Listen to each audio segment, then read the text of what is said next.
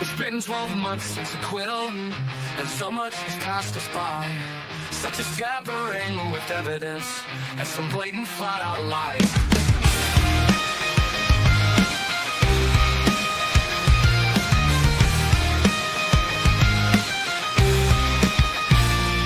There's a special new press sector, and Hank Breeden is his name. He is a dirty Boston lawyer, and his arguments are lame. He's trying to squash all of our experts, as he has no case to claim.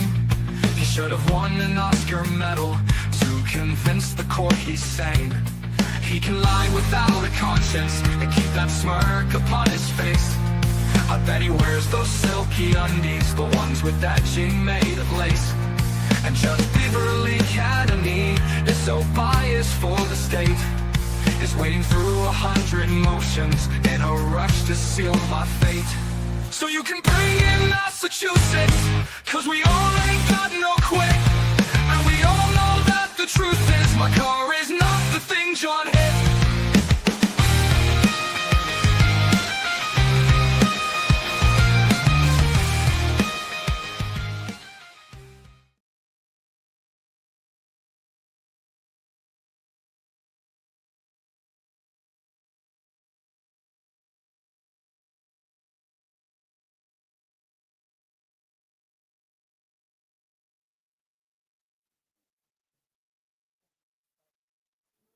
Good morning. Commonwealth versus Karen Reed, 22117. Okay, good morning again, council. Good morning, Ms. Reed. Good morning, jurors. I appreciate everybody's commute today. Took everyone, I'm sure, a lot longer than we all anticipated, but we thank you for being here promptly. I do have to ask you those same 3 questions. Was everyone able to follow the instruction and refrain from discussing this case with anyone yesterday? Everyone said yes or nodded affirmatively. Were you also able to follow the instruction and refrain from doing any independent research or investigation into this case since we left yesterday? Yes. Everyone said yes or nodded affirmatively. Did anyone happen to see, hear, read anything about this case since we left yesterday? No. Everyone said no or shook their heads. All right, thank you very much. Could we have Officer SARAF, please?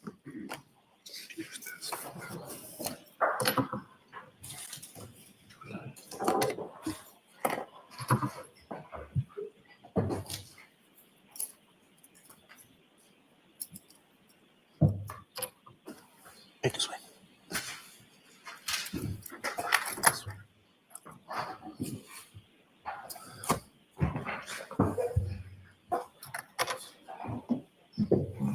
Morning. Morning, Your Honor. John, mind you're still under oath.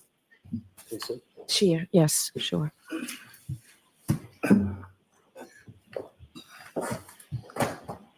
All right, Mr. Jackson. Thank you, Your Honor. Good morning, Officer SARAF. Good morning. Is there anything that you would like to change or amend or modify about your testimony yesterday that you thought about overnight? No. Did you discuss your testimony with any person between the time you got off the stand yesterday and coming back to the courtroom? No. Officer SARAF, I want to ask you a question about, or a couple of questions about something called a dispatch log. You know what a dispatch log is? Yes. What is a dispatch log? Can you describe to the jurors? Just notes saying what time calls come in and sometimes a short synopsis of what happened on the call.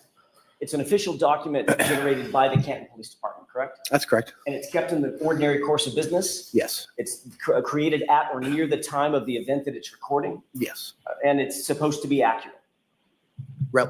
Yes. Is that yes? Yes. Yes, Okay. sir. And in fact, what it has is the dispatch details of the event that's in question. Whatever officers show up, what time they show up, the order in which they show up, the location to which they're dispatched, things of that nature, correct? Yes. Have you looked at the dispatch log in this case? No, I have not. May I approach, Your Honor? Yes. This has been pre-marked as Exhibit 27. Take a glance at that and tell me if you recognize that document.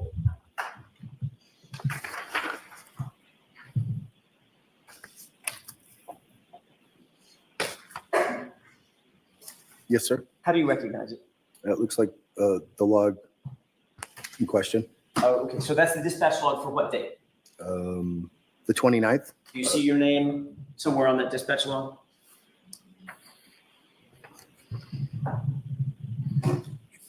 Yes. To the right, one of the 3 officers that was called to the scene. Yes, And that looks like the dispatch log for the call out that you were testifying about yesterday. Is that right? that's correct. May I approach you? Yes. May I publish this as we Yes. discuss it? That is really small font. May I approach one more time? Yes. This is not an eye contest. That I would not. I should say. Oh, look at that. The magic of technology. All right. You can either look up on the screen or look at the dispatch log that's in front of you. I'll try to look at the one on the screen, but my eyes aren't that great either. If you look to the right, there appear to be 3 entries for the dispatch of the officers that were on the scene about which you testified yesterday, correct? Yes, sir. And in fact, it has this dispatch log shows that you and then Officer Mullaney and then Sergeant Good all arrived to 32 Fairview that morning within 7 seconds of each other, correct? That's what it says, yes. It actually has Officer Mullaney arriving first at 6:09:26. You see that? Yes. And you see that it also has 3 seconds later at 6:09:29, you arriving. Is that right? 6:29 it says. Excuse me, it's 6:09, yes. 6:09 and 29 seconds. Yes, I'm sorry, yep. That's okay.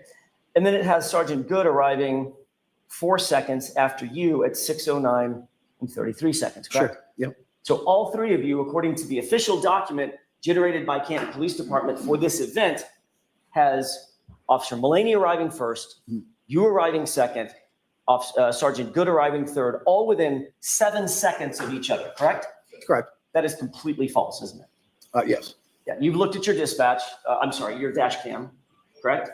And clearly, we saw it yesterday. You arrive and there's nobody else on scene. Correct.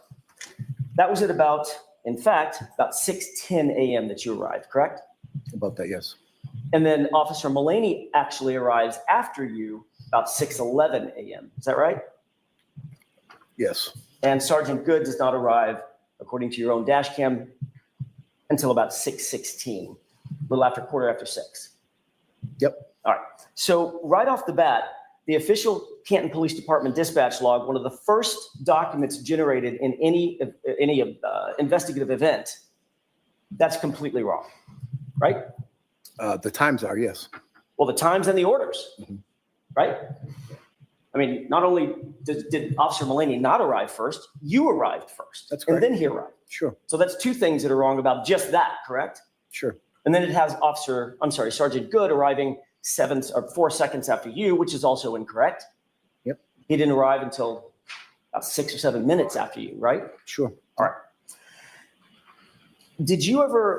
Have you reviewed this document in the past? Yes? No, You've never seen the dispatch log? no. Did you ever seek to make sure that the dispatch log that's so important and so vital in an investigation was actually accurate before it was turned over to the defense, for instance? No, I didn't. All right. But without that dispatch log, without your dash cam, we would be relying on your dispatch log to be true and accurate. Is that right? Other than what I'm saying that what happened, correct. And do you think it's accurate otherwise? Yes. Yeah. Not in order, no, it's not. Not in order, no. Other than In the time. order and the time that the officer's responding, is it correct in all other respects in your mind? Can you rephrase, Sure. say it one more time? Let's take away the order and the time that the officers responded. Ignore that. Mhm. Is the dispatch log otherwise accurate? Yes. Take a look at the left-hand column where it's highlighted in green. What's that address? Highlighting green? On the screen, it's highlighted. I'm sorry. I'm like, I didn't see anything. I don't have the document. that's you're- okay. you're holding. It says 32 Fairview. Did you arrive to 32 Fairview Road? No, You arrived to 34 Fairview Road, that's correct. Yep, So that even the location on the dispatch log is faulty. Is that right? sure, yep. May I approach you on it? Yes.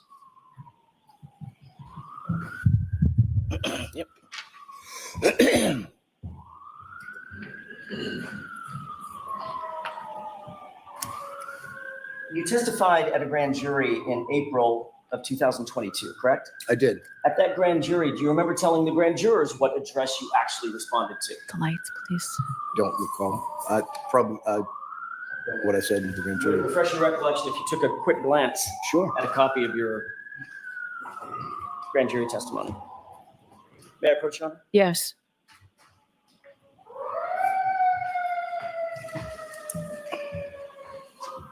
Thank you. Officer Sheriff, I've done you the favor of highlighting a page on page 9. Where did you indicate to the grand jurors that you actually It arrived? says 35 Fairview. I know what it says. I'm asking if it refreshes your recollection that you actually testified under oath that you responded to 35 Fairview Road. Yes. And that is incorrect as well, isn't it? Yes. May I approach you, Your Honor? Yes.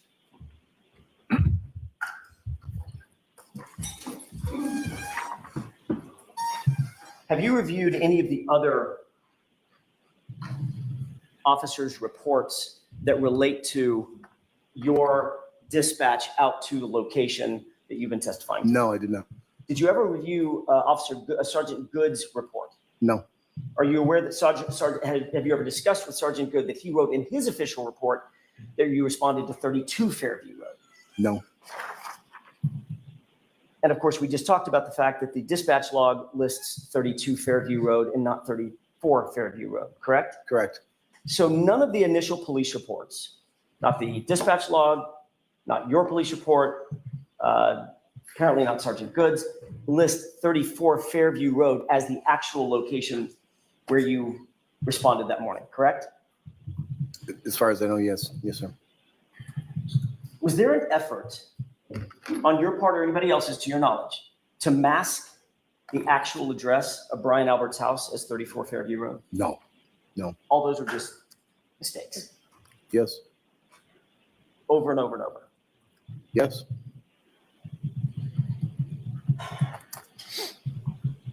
When you made contact with the victim and the women that you described yesterday, did you see any evidence that any of the women had been engaged in life-saving measures? Yes. What did you see? It appeared that Karen Reed was doing mouth-to-mouth on John O'Keefe. You saw, I don't want to get too graphic, but you saw blood on her face? Yes, I did. You saw blood on his face? That's correct. You saw blood in her hair? No, I didn't see any. You didn't notice that? No, I didn't notice that. Okay. But certainly blood on her face from having engaged in some sort of CPR activity? Yes. Mouth-to-mouth resuscitation, you said? It looked like it, yes. Okay. You also saw Carrie Roberts seemingly assisting with chest compressions. Is that right? Objection? I'm not asking a question. Who's Sorry? objection? There's just no No, question. no, he can ask it. The question hasn't been asked yet. Finish the question. Thank you, Your Honor. Did you also see Carrie Roberts seemingly assisting in chest compressions? I don't remember who exactly it was, but it appeared that somebody was doing What about purchase. the third woman, Jennifer McCabe? They were all around the body. Did you see Jennifer McCabe ever engage with John O'Keefe as he lay on the ground and assist in any life-saving measures? I Did you don't- witness that? I don't recall. But you do recall my client engaged. Yes.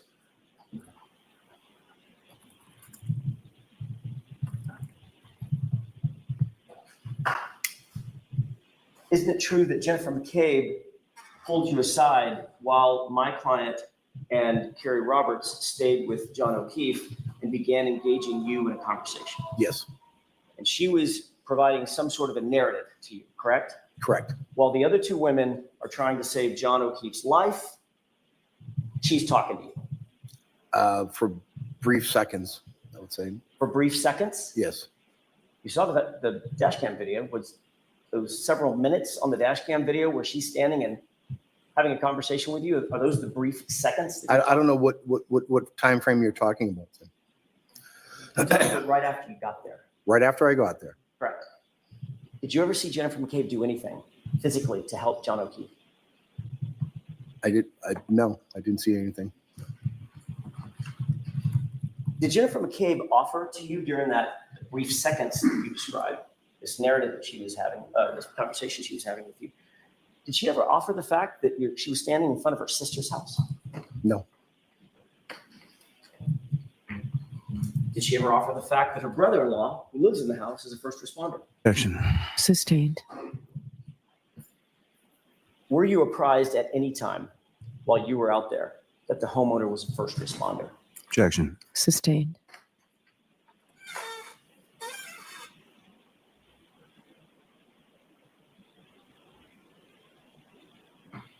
Based on your observations between Karen Reed and Jennifer McCabe, which one of those women appeared to be more focused on trying to save John's life in the moment? Objection. I'll allow it. Can you repeat the question, sir? Between Karen Reed and Jennifer McCabe, which one of those two women, based on your observations, appeared to you to be more focused on physically trying to save John O'Keefe's life in the moment? At that point, it was Karen Reed.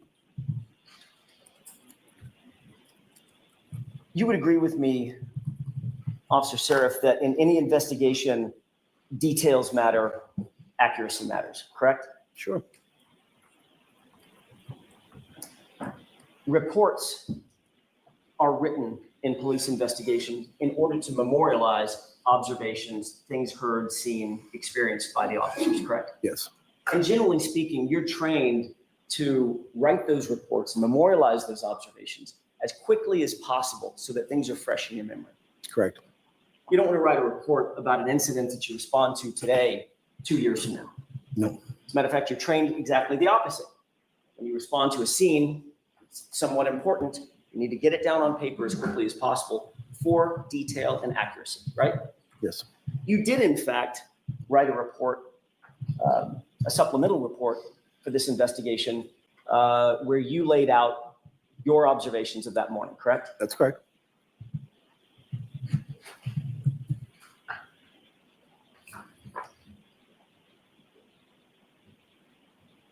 These are called incident reports, correct? Yes. I'm holding what appears to be a multi-page document that is entitled an incident report. May I approach? Yes.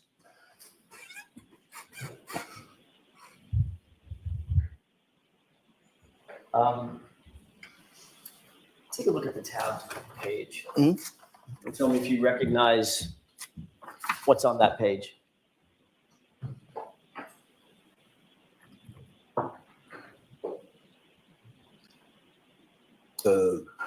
I'm sorry. Do you recognize that? All I'm asking you is, Oh, you yes. recognize that as your report? Yes, yes, sir. Okay. Sorry. Did you write that? Yes, sir. When did you write that?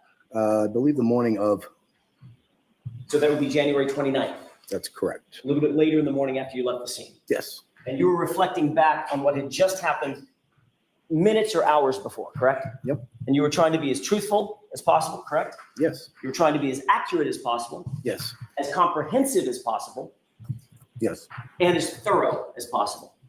yes, You wrote in that report, quote, Karen Reed kept screaming, "Is he dead? Is he dead?"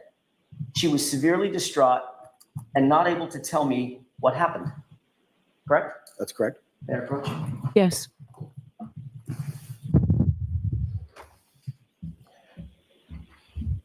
There was no limit to the amount of words that you could put on the page, correct? No, Matter of fact, there's a ton of white space. So it's left unutilized, right? that's correct. You could have taken as much time as you wanted to in writing this report. Is that right? Sure. And it was, is that yes? Yes, There was no reason to abbreviate anything. Is that right?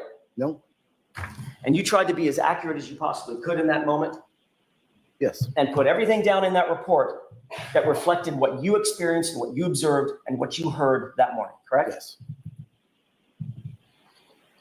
And the only statement you attribute to my client on that morning, just hours after the incident or minutes after the incident, was she kept repeating, "Is he dead?" Correct? yes,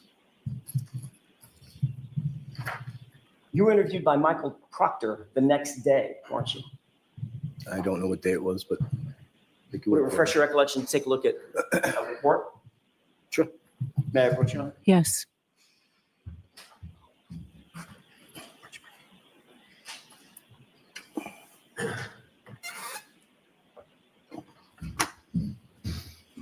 take a look at that report that's dated March 15, but reflects an interview on January 30, and then tell me if you recognize it.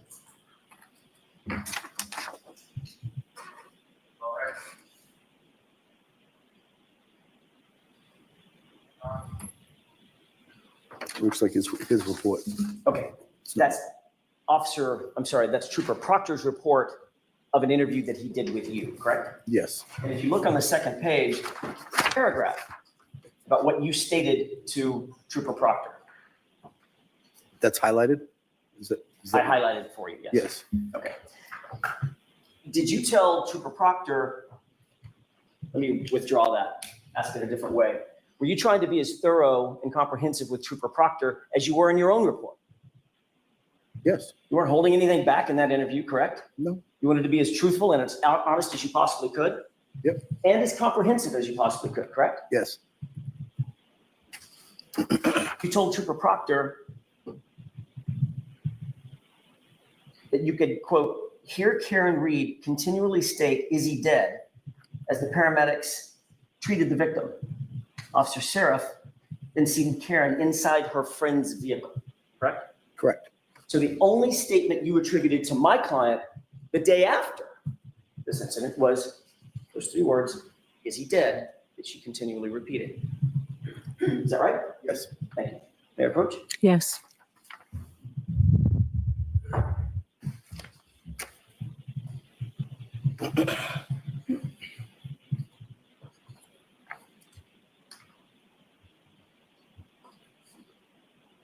In the 2 times that you were asked to reflect back on exactly what happened that morning, on January 29th and January 30th, both times you attributed only 3 words to my client having been repeated continually in her distraught state. "Is he dead?" Right? Yes. And she wasn't saying that calmly, I'm assuming. No, Matter of fact, you used the word she was severely distraught. Is that right? that's correct. When you say severely distraught, we saw part of that on your dash cam. She was emotional, Yes. upset, Yes.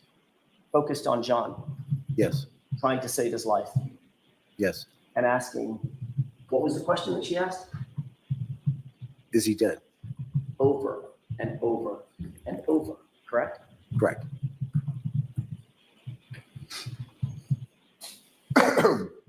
Then you were asked to testify in April of 2022, April 14th of 2022, at a state-run grand jury by the Commonwealth. Yes. Matter of fact, Mr. Lally was the fine prosecutor who was asking you the questions, correct? Yes. Between the time you wrote your report on January 29th and you gave a statement officially on January 30th, between that time and when you testified in April of 2022, do you have any meetings with anybody from the Massachusetts State Police? No. Do you have any meetings with Mr. Lally? No. Did Mr. Lally put you on the stand without talking to you first? No. For this trial? Nope. I'm just, the dates in question are up to April 14th, 2022, at grand jury. I don't recall. You don't recall if you met with either Mr. Lally or any of his contemporaries to discuss your potential testimony? Not.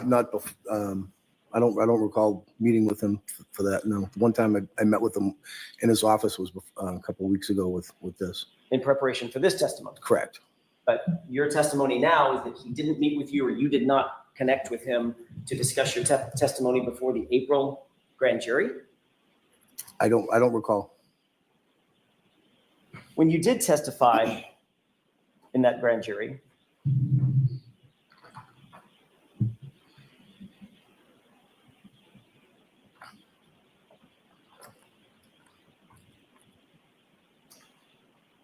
you changed your story, didn't you?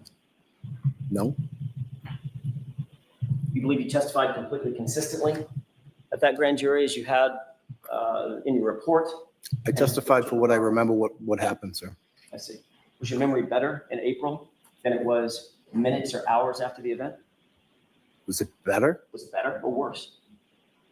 I don't know. I don't know. Do you think your memory gets better as time goes on? Not usually, no. No. No. Usually it's the opposite, isn't it? Yes. Memories get foggy, they fade. Yes, which is why you write reports the day of the incident, if you can, correct? yes. Do you remember what you testified to at the grand jury in April of 2022? The whole thing? No, Oh, sorry, that was a bad question on my part. Just as it relates to statements attributed to my client, Yes. what was your exact testimony in April of 2022? I'd have to look at my, Would it refresh your recollection if you saw a copy of your sure. grand jury transcript? May I approach? Yes. Look at page 18. Let me know once you remember, once you review that and tell me if that refreshes your recollection. Yes, it does. In fact, on April 14th, 2022, months after this event, for the first time, you said, quote, and these are your words, tell me if I get them right. She, this is my fault. I don't know. She said, I can't believe this happened. I mean, she kept asking if he was going to die, if he's dead. And, I just basically said, we're doing the best that we could, end quote. That's correct. May I approach? Yes.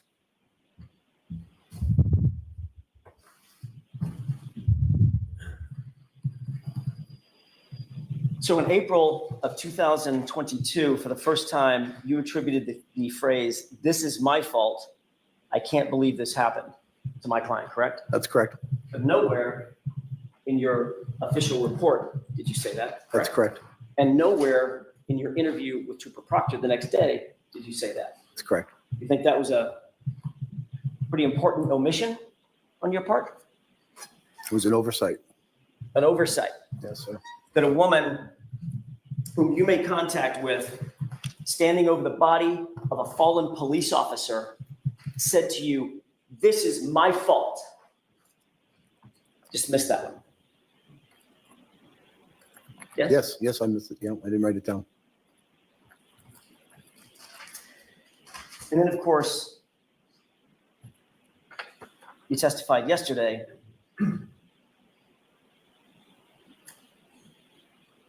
and your statement changed again, right? I don't Remember what you said yesterday to these jurors? remember word for word. Well, I wrote it down. Let's see if this helps. Yep. Yesterday, you said, that my client said, quote, "It's all my fault. I did this," end quote. Yes. Remember that? Is that yes? Yes, sir. But you didn't say that at the grand jury. No. And you didn't say that to Trooper Proctor. No, sir. And you didn't put it in your report. That's correct.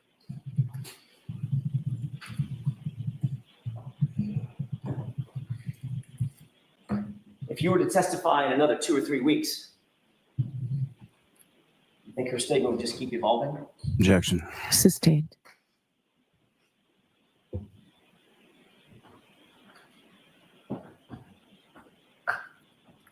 Now I want to shift gears for a second and talk about what Ms. Reed actually said that morning. You said that you reviewed your dash cam video, correct? Once. Do you remember when you arrived, one of the first things out of your mouth was the question, "What happened?" Yes. That would be a natural question to Sure. ask, Yep. right? You assess the scene and assess the situation. Absolutely. And you would want to listen closely to what that answer was, correct? Sure. Ms. Reed did in fact answer you, didn't she? I don't recall what she said. She said, quote, "My boyfriend, I left him and he never came home," end quote. Correct? I don't know. I don't recall. You agree, we've already agreed, that details matter in any investigation. They Absolutely. certainly matter in this investigation, correct? Yes, sir.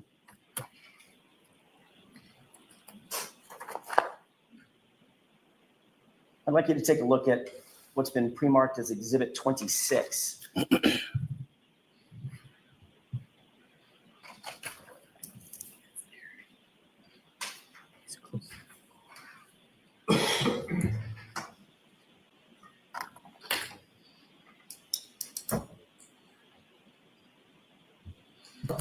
This is about the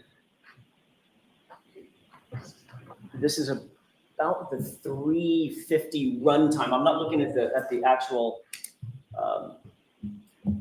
I'm not looking at the actual time of day over here. I'm looking at the runtime, which is down at the bottom. So if Mr. Bates, you could put this up. Can you pause it? Just to orient everybody, does this appear to be your dash cam? Yes, sir? Same dash cam you were looking at yesterday? Yes. Okay, let's go ahead and play it, Mr. Bates.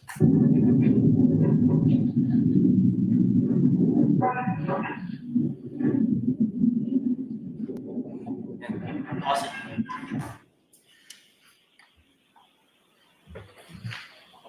Officer SARAF, just like it's not an eye exam, it's not a hearing exam either. I'm going to do the best I can to raise the volume. And Officer SARAF, I want to focus your attention, if you wouldn't mind, on 9 seconds after you say what happened. Just count in your head and listen very, very carefully to the woman's voice that responds and what she says. Go ahead.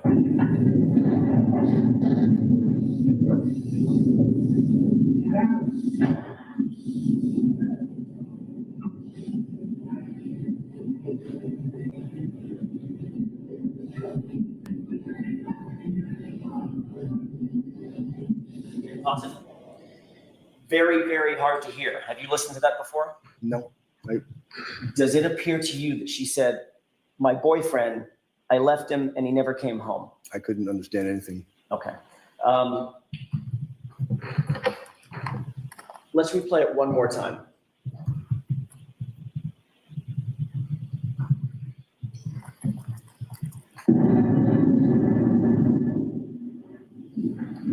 Turn the volume up one more time right at that moment. Listen for a woman's voice just under. Sorry, I was asking Officer SARAF, please listen to, there's a din of noise, obviously road noise, wind noise, etc. It's your dash cam, the audio from your dash cam. Once you close the door, listen very carefully about 9 seconds after you say what happened for a woman's voice and see if you can make out what that voice says. Sure. One more time.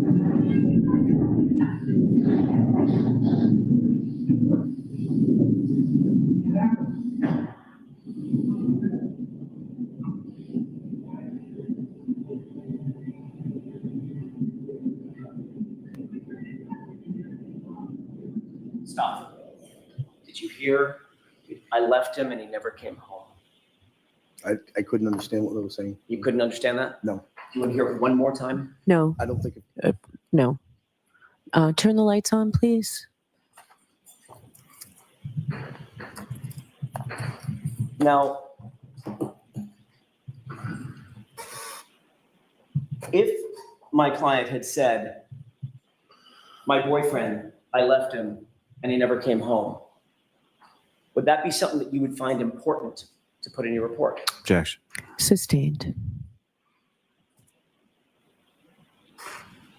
Let's move to another area of the dash cam video.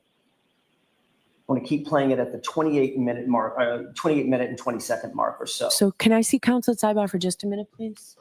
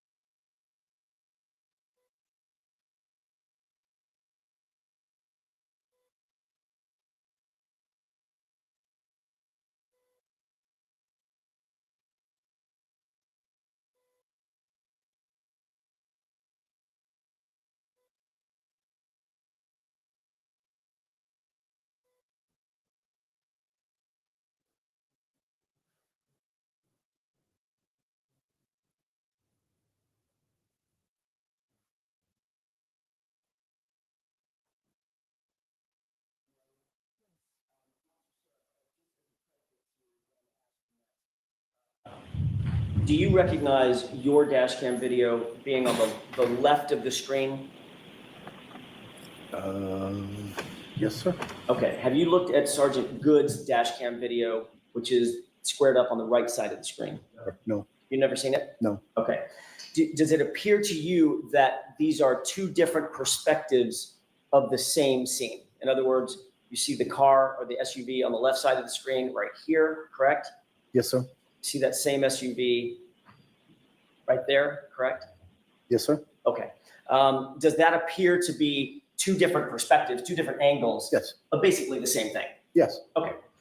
I want to draw your attention to the individuals to the left of the SUV right here.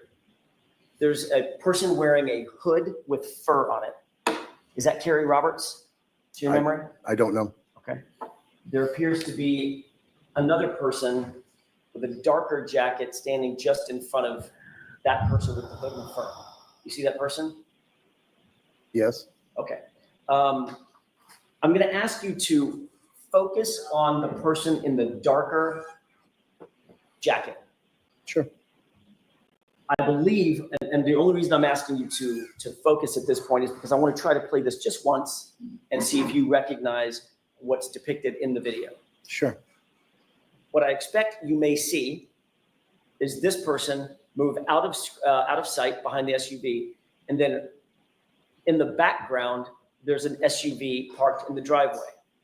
Pay special attention to that portion of the SUV and see if you see that person in a dark jacket pass from right to left in front of that SUV as if they're going to the house. Let's go ahead and play it.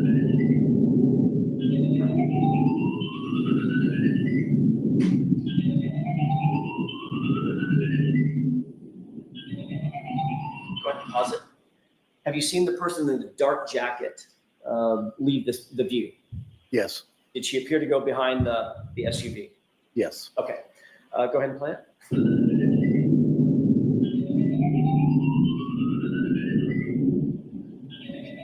Go ahead and stop track. And now I'm going to ask to draw your attention to that car with snow on it. Pay special attention to that car as the film continues to run. Go ahead.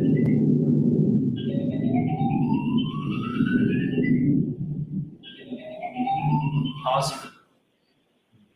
Do you see a person standing in front of the car? It appears to be a person. Yes. Walking from right to left? Yes. Would that be toward the house? Yes, it would be. Okay. And also, if you wouldn't mind switching your perspective, now you're looking more at the front of the house. Continue watching the film and see if you see that same person walking toward the house.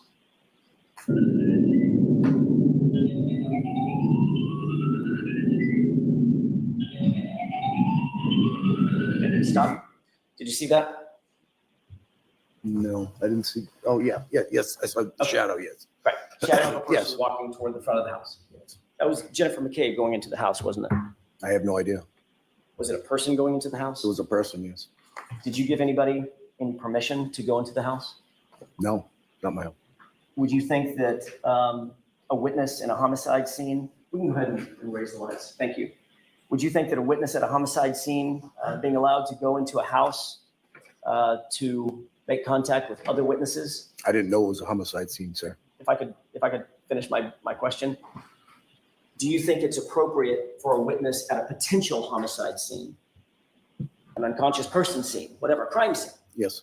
to make contact with other witnesses and begin discussing the situation unsupervised? Can you rephrase that question, sir? Do you think that's an appropriate thing to have happen? I have no answer for that, sir. I don't know what you're asking. Officer Saraf, when you go to a crime scene, Yes, sir. one of the first things that you'd want to do is secure the scene and separate witnesses so that interviews could be conducted, correct? Sure. You wouldn't want witnesses just cavorting together and getting their story straight, right? Correct. You'd want to avoid that at all costs, right? Yes. Yes. And why is that? So they can't collaborate their story. Yet there was a person walking from the area where a body was found in the lawn of a house, walking into the house to make contact with other individuals, correct? It appeared that way, yes, sir. Does that seem appropriate to you? No, Of course not.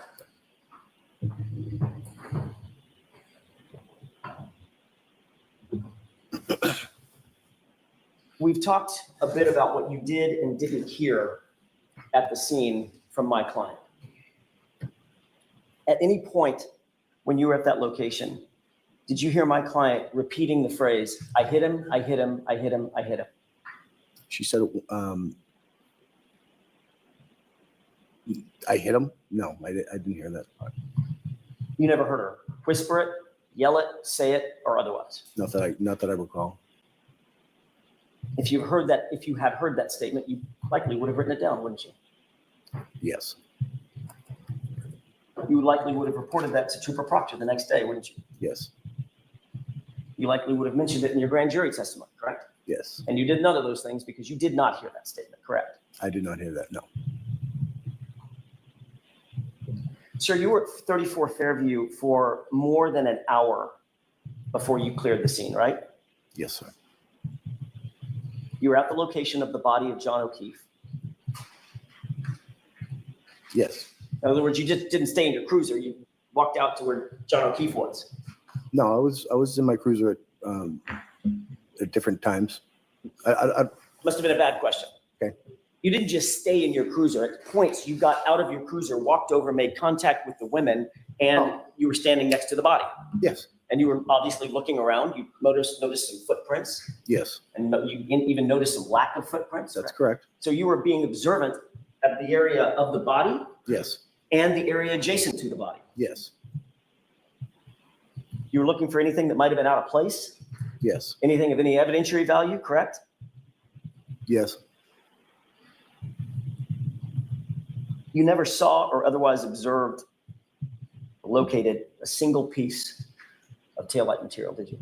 no, You certainly didn't see 45 pieces of broken plastic or taillight material, did you?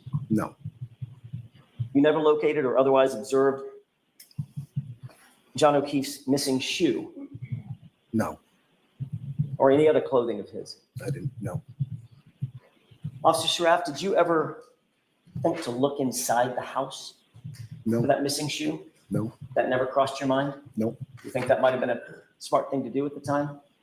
Objection, Your Honor. Rephrase the question. Sure. Do you think that would have been appropriate protocol when dealing with a body laying on a lawn that is partially unclothed to look inside the house of the lawn? no, You didn't think that would have been an appropriate protocol no, for you or anybody else? no, Obviously, you did not conduct a search of that house, did you? no, And you're aware that to this day, no law enforcement officer ever conducted a search of that house. I'm not aware of that.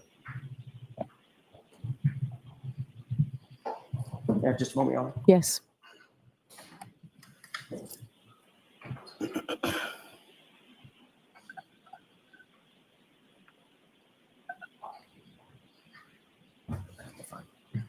No further questions, Your Honor. Thank you. Anything, Mr. Lally? Briefly, Your Honor. Okay.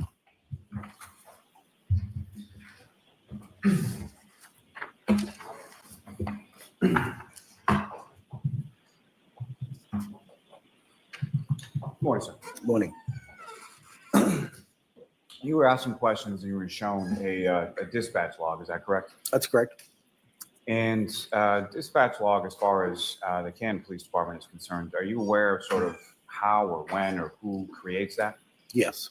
And can you explain to the jury sort of how that document sort of comes into being? So when a call comes in, an officer is at the desk and, usually the first thing they would do is dispatch, get people going to the scene and get everybody rolling as far as if they need FD, police, whatever resources they need. And basically then type in what the call is and who's going. So fair to say it's more important to get assets allocated to a scene, especially in the case of an emergency, which is why someone's calling 911, than to ensure that the dispatch time is correct down to the second. Absolutely. Now,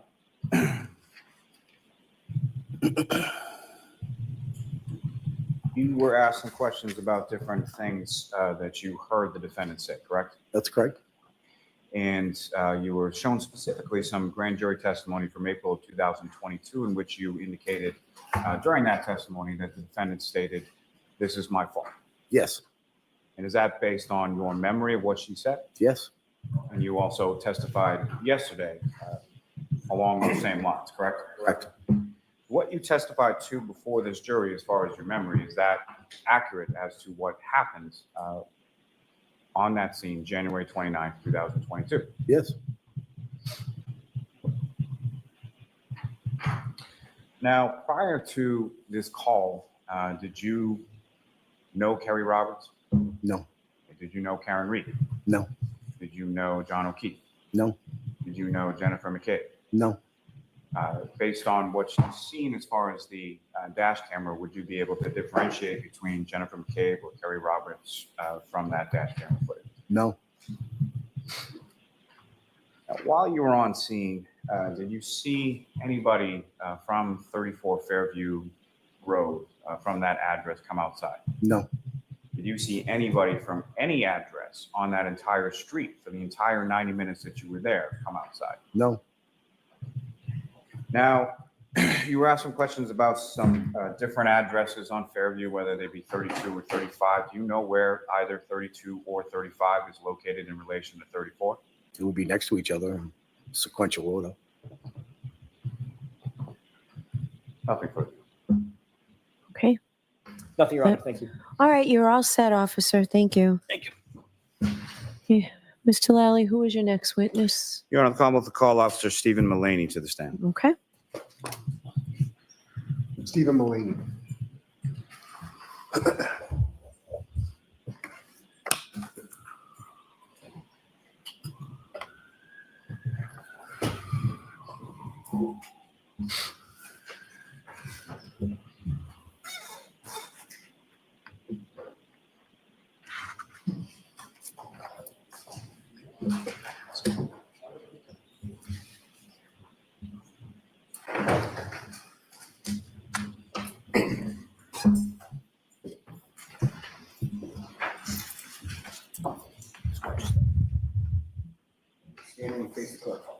Raise your right hand. Do you solemnly swear the evidence you give to the court and jury in the case now and hearing should be truth, the whole truth, and nothing but the truth, so help you God? Yes. Thank you. You can stand or sit, sir, whatever is more comfortable. Just make sure you speak into the microphone, please.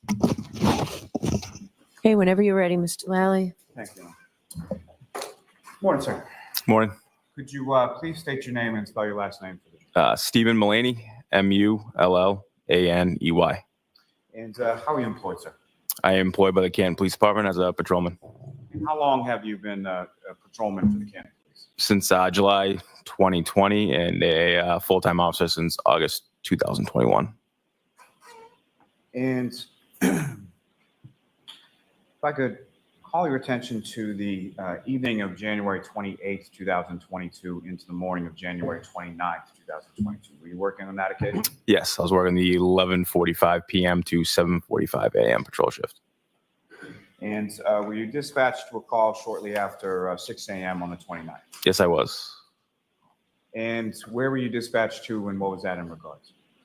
34 Fairview Road for a unresponsive party. Now, if I could turn back just for a second, as far as when you're assigned as far as a patrolman with the Canton Police, are there different sort of geographic sectors within the town to which you're assigned? Yep, I was assigned to the east sector. And it's Fairview Road within that east sector? It's the west sector. So you were assigned to the east sector, but dispatched to a call in the west sector, is that correct? Correct. Do you know why that was? Yes, east. The east sector backs up the west sector.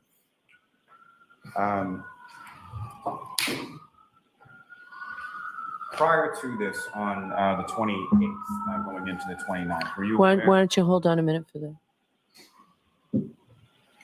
Okay. Go ahead, Mr. Lally. No, thank you. So on the 28th, going into the 29th, what, if any, awareness did you have as far as the weather forecast or sort of what was predicted as coming? I believe around midnight it began to snow. And that's why you're on shift, is that correct? Yes. When you're on shift and you're on patrol, particularly when there's a weather situation as far as snow or something like that, what is it that you're doing on patrol? Well, I stayed in the parking lot that shift, so didn't get stuck anywhere. And as far as the snow that was predicted and the snow that fell, how much precipitation, what kind of a storm was it? Well, by the morning it was pretty heavy snow. And by the morning, by what time? About around 6 a.m. So by the time that you were dispatched to that call, we were just talking about the snow was picking up and getting heavy. Yes. And as you were, so you were at the station when you received the dispatch, is that correct? Correct. Yes. And about how far away is Fairview Road from where you were at the station? Mile and a half, 2 miles. And can you describe to the jury sort of the route that you took going from the station to Fairview Road that Yep. way? I took a right onto Washington Street from the station, and then I took a right onto Dedham Street from Washington Street, a left onto Cedar Crest from Dedham, and then a left onto Fairview Road from Cedar Crest. And so Fairview Road runs sort of between two other more major roads in Canton, fair to say? Yes. And you mentioned Cedar Crest, is that correct? Yes. And Cedar Crest is off of Dedham. Correct. And so what is the other sort of major road on the other sort of intersecting side of Fairview Road? Chapman Street. So when you're coming from Cedar Crest onto Fairview, about how far into Fairview is 34? 2 houses down on the right. So the house would have been on your right, is that correct? Correct. And in addition to yourself, who, if anyone else from your department was dispatched to this call as well? Officer SARAF. And who, if anyone, arrived first? Officer SARAF had arrived prior to my arrival. And Officer SARAF, as far as which direction was his cruiser facing? The same as yours, directly at yours, or something else? I don't recall. You recall seeing Officer SARAF during your en route time, sort of between the station and arriving on the scene? I do not know.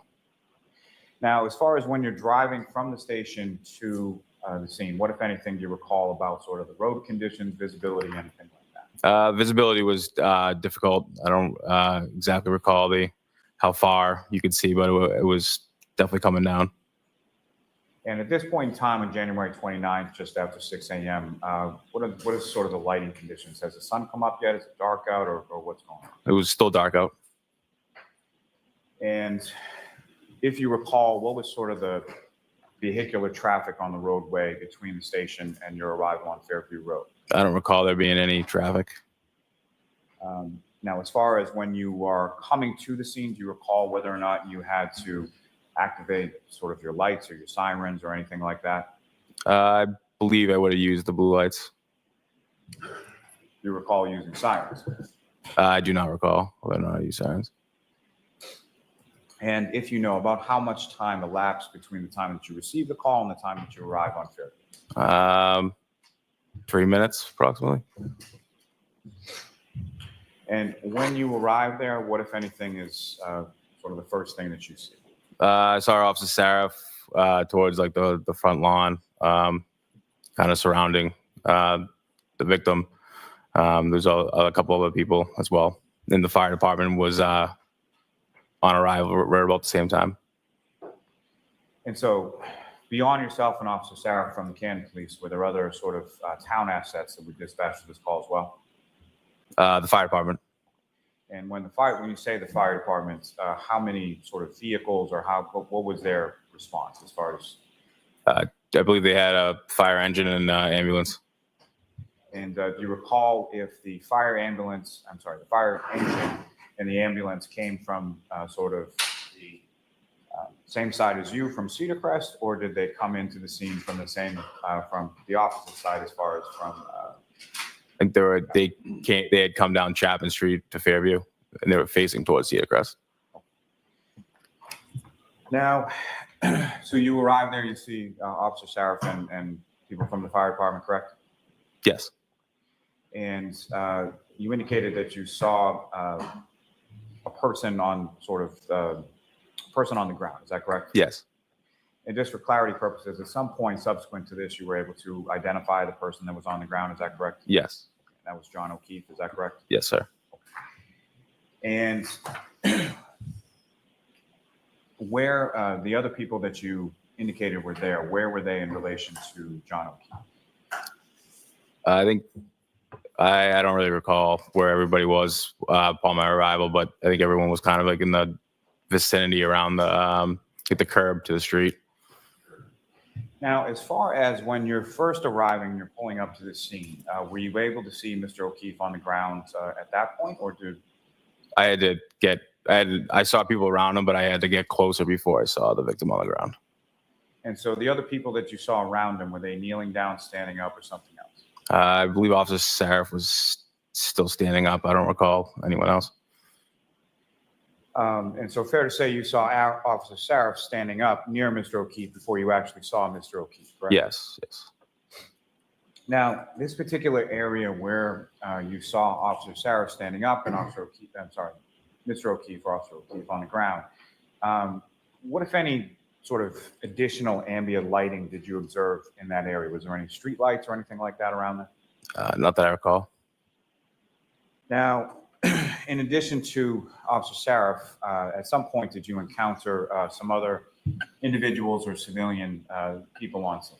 Yep. Miss Jen McCabe. And in addition to Miss McCabe, were there any other female parties there as well? Yeah. Carrie Roberts. And in addition to Ms. Roberts, was there any other female parties there? Yes. Miss Reed. And just to be clear, do you see Ms. Reed in the courtroom today? Yes. Okay. And could you identify as to where she's seated or an article of clothing she's wearing? Black dress. That's a record reflect identification. Yes. Now,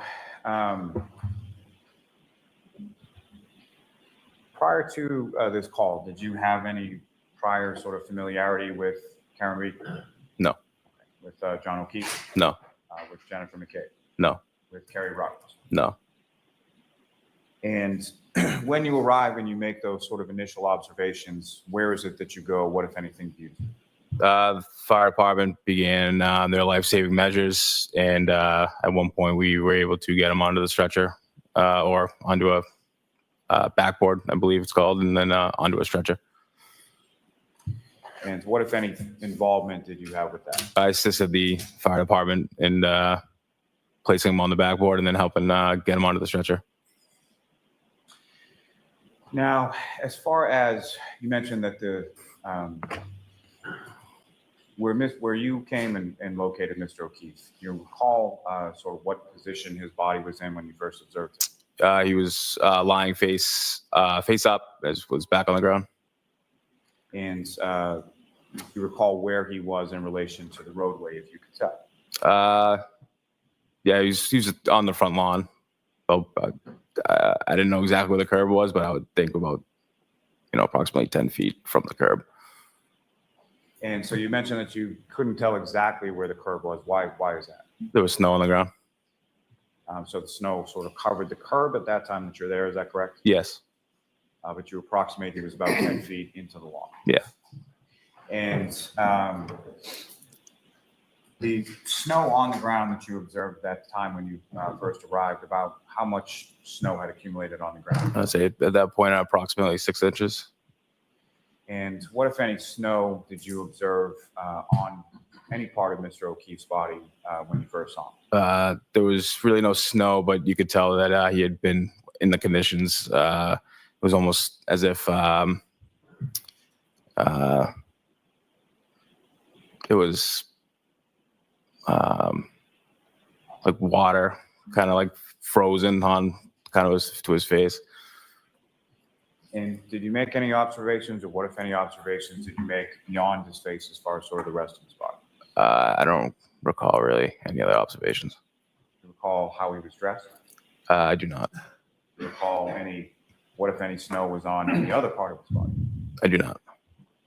Now, as far as Mr. O'Keefe was concerned, what, if any, observations did you make as far as any injuries to Mr. O'Keefe at that initial time? I did not recall any injuries. So nothing stood out to you, is that correct? No, correct. And you assist the fire department getting him onto a backboard, correct? Yes, And where did Mr. O'Keefe go from there? to the ambulance. Did you go to the ambulance as well? Not that I recall, no. So fire department sort of takes over care of Mr. O'Keefe at that point. Yes. So after Mr. O'Keefe is lifted up, when he's lifted up, what, if anything, did you observe as far as the grounds that had been underneath Mr. O'Keefe and where he was? I didn't recall anything. Observe anything? No, Is that what no, you recall even looking sort of in that area? no. I think he was in front of me, so I wouldn't have seen what was under him. And so after Mr. O'Keefe is taken by members of the fire department over to the ambulance, what is it that you did? Officer SARAF, at that point, we were trying to identify the victim, so I spoke to Miss McCabe. And without sort of anything that Ms. McCabe told you, about how long period of time did you talk to Ms. McCabe gathering information? Approximately 2 minutes. And who, if anyone else, did you speak with attempting to gather information regarding Mr. O'Keefe? Miss McCabe is the only one I recall speaking to. Now, as far as the defendant, Ms. Reed, what, if anything, do you recall her sort of doing as you're on scene and as you're So you can going be about? in Massachusetts, cause we all She was screaming, "Is that my boyfriend? Is he the dead?" truth is my car is not the thing John had. Say, screaming in a fairly loud voice, correct? Very, very loud, yes.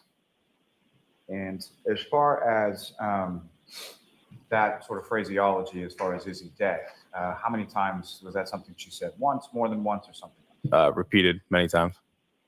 And with the same sort of volume that she had said it with, as you described the first time? Yes.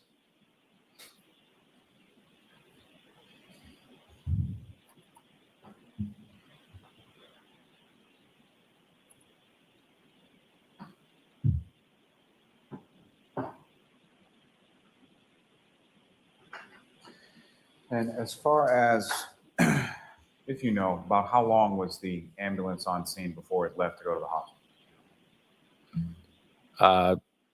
10 minutes approximately. Do you know what hospital it went to? Good Samaritan. And after the ambulance left and went to the hospital, where did the three women that you're talking about, being the defendant, Ms. McCabe, Ms. Roberts, where did they go? I believe they left the scene. So did you have any, or what, if any, conversation did you have with any of them following that? None. Now, as far as Ms. Reed, the defendant, is concerned, what, if anything else, did you observe as far as her saying or her demeanor or anything like that? Just the screams and she was very distraught. Now, at some point, did Ms. Reed sort of stay in one place, or where did Ms. Reed go sort of around the cruisers and the ambulance and all of that? I believe she went into one of the vehicles. I don't know if it was a cruiser or one of the cars to stay warm. And the other two women that were with her, as far as Ms. McCabe, Ms. Roberts, were they in the same general vicinity as the defendant, or were they separated, if you recall? I don't recall.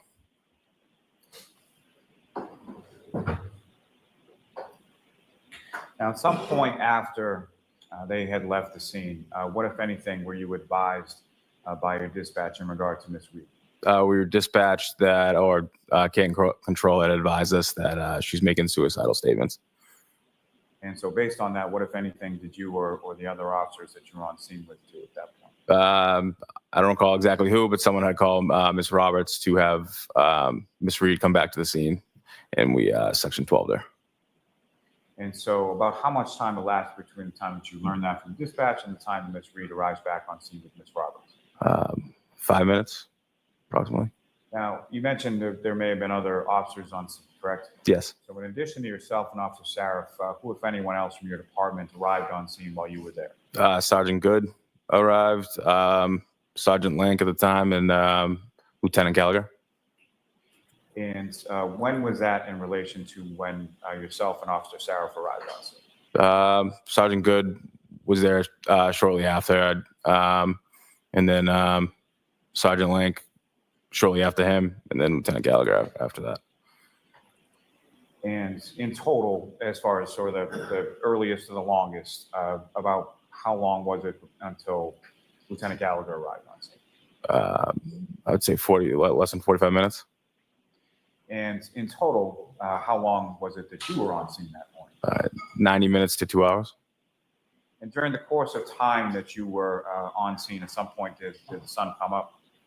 Yes.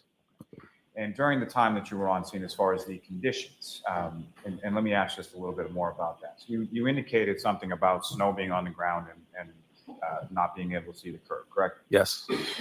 What, if any, sort of other things in addition to that, from a weather perspective? What was the temperature out at that time? It was very cold. It's cold. Could you or do you have any estimate as far as to how cold? 25, and it was windy. And when you say windy, could you expound upon that as far as like what kind of wind? Are we talking constant wind, gusts, or something else? I would say gust to constant.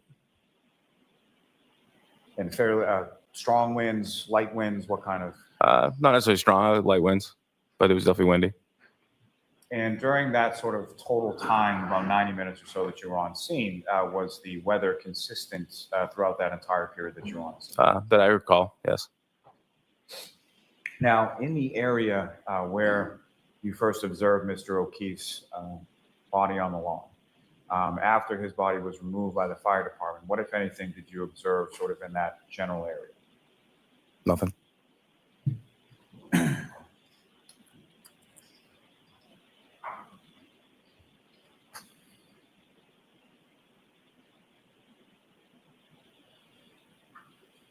Now, again, you said that Ms. Reed was brought back to the scene or around Fairview Road at the same time by Ms. Roberts, correct? Correct. You know where she went from there? She was transported to Good Samaritan. Different ambulance than had taken Mr. O'Keefe? Correct. Different ambulance, yep.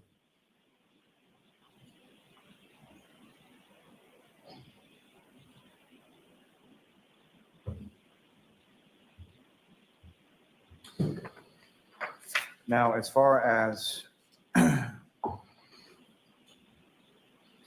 Mr. O'Keefe was concerned, you assisted getting him onto the backboard, is that correct? Yes. Did you also assist getting him onto the stretcher? Yes. And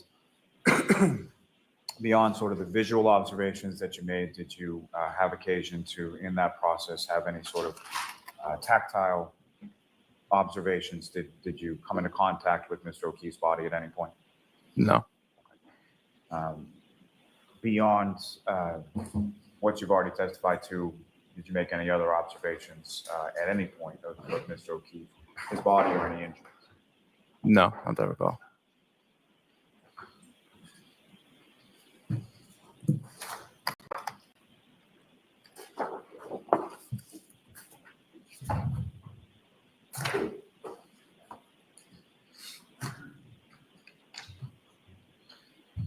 Sir, I'm going to direct your attention up to the screen over here.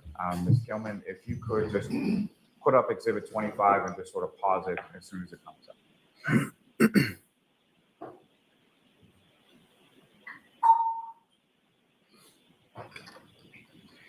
So, Officer Mullaney, I'm directing your attention to the screen and what's been marked as Exhibit 25. Generally speaking, what's depicted up on the screen here, is that consistent with what you recall as far as the conditions when you were responding to Fairview Road that morning? Yes. Thank you, Ms. Gilman. If I could ask for Exhibit number 3. Yes. I'm sorry. Exhibit number 9. That's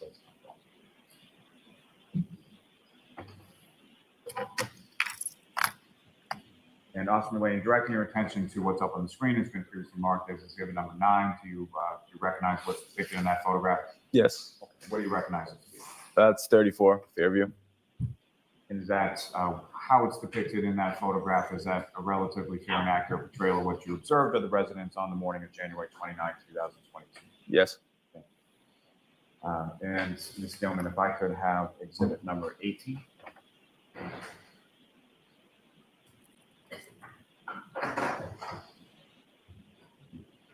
And again, Officer Mullaney, what's up on the screen? Do you recognize what's depicted in exhibit 8? Yes. And what do you recognize that? That's 34 Fairview. That's sort of a different view, is that correct? Yes.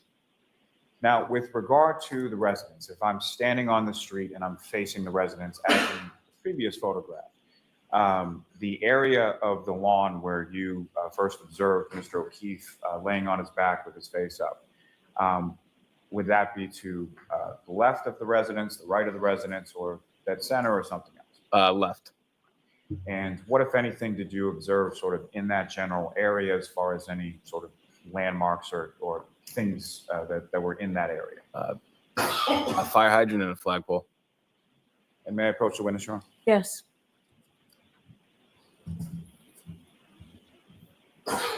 So, sir, reason this, and I'm going to try not to blind anybody. This is a laser point. Basically, just push that button there. And Okay. So, officer, if I could ask you, using that laser pointer directly, if you could direct the jury's attention to where in that photograph, if anywhere, you recall Mr. O'Keefe's body being located when you first saw it. Right in this area. Thanks. If I may have one moment, Your Honor. Yes. And officer, you can. Thank you, sir.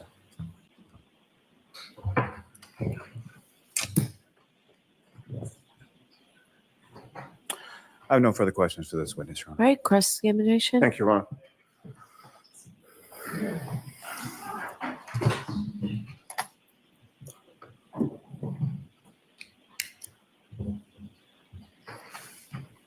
Good morning, officer. Good morning.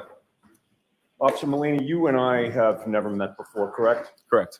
We've never spoken about this case. No. Is it fair to say that when you were dispatched to 34 Fairview Road on January 29th of 2022, you were a part-time officer at that point? No, it's full time. When did you start at the Canton Police Department? July 2020. Did you start as a part-time officer? I did. Oh, I see. I misunderstood your testimony. You actually became full-time in August of 2021. Correct, sir. Yes. All right. So you had been full-time at that point for about 6 months when you received this call, correct? Yes, sir. And it's fair to say that you were the junior officer on scene? Yes, it is.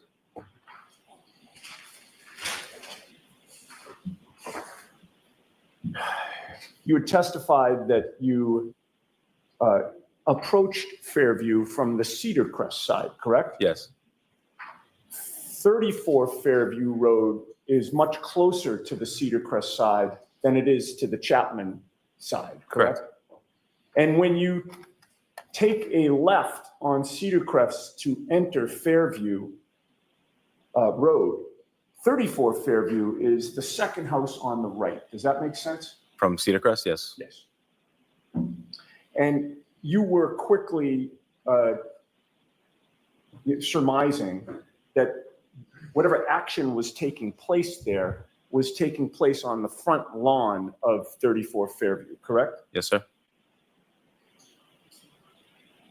And one of the first things that you saw was there appeared to be a woman giving CPR to somebody on the ground. Yeah, yes. You didn't know who that woman was at the time, correct? No, sir. But you later learned her identity. Yes, I don't recall which female it was that was given CPR though. Okay. So you don't recall that it was Karen Reed who was giving CPR to John O'Keefe? I don't know who it was. At some point in time, you came in contact with Karen Reed, correct, while you were on scene? Not direct contact, but I was on scene when she was there. I mean, you were there until about 8 a.m., correct? Yes. And you were dispatched shortly after 6 a.m., correct? Yes, Yes, sir. You were there for approximately 2 hours, correct? Yes. You were there when Karen Reed was there when you showed up, correct? Yes. She left and she came back to the scene, correct?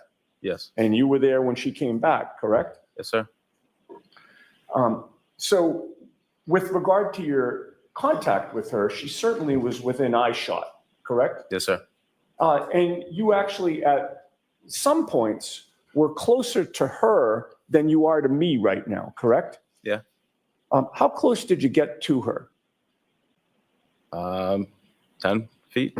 All right. With the court's permission, I'd like to walk toward you and have you stop me when I'm at the point when you were at your closest to Karen Reed. Can I do that, Your Honor? Okay, go ahead. Thank you. Right there. Okay. And when you were this close to her, and you're estimating this to be about 10 feet, correct? Sure. When you were this close to her, was there anything blocking your view of her face? Not that I recall. All right. You noticed, obviously, that she had blood on her face, correct? I did not notice that. No. You didn't notice that she had blood in her hair. I did not notice that. You did notice that she was absolutely hysterical. Yes. She was completely distraught. Yes. She appeared to be in shock. Yes.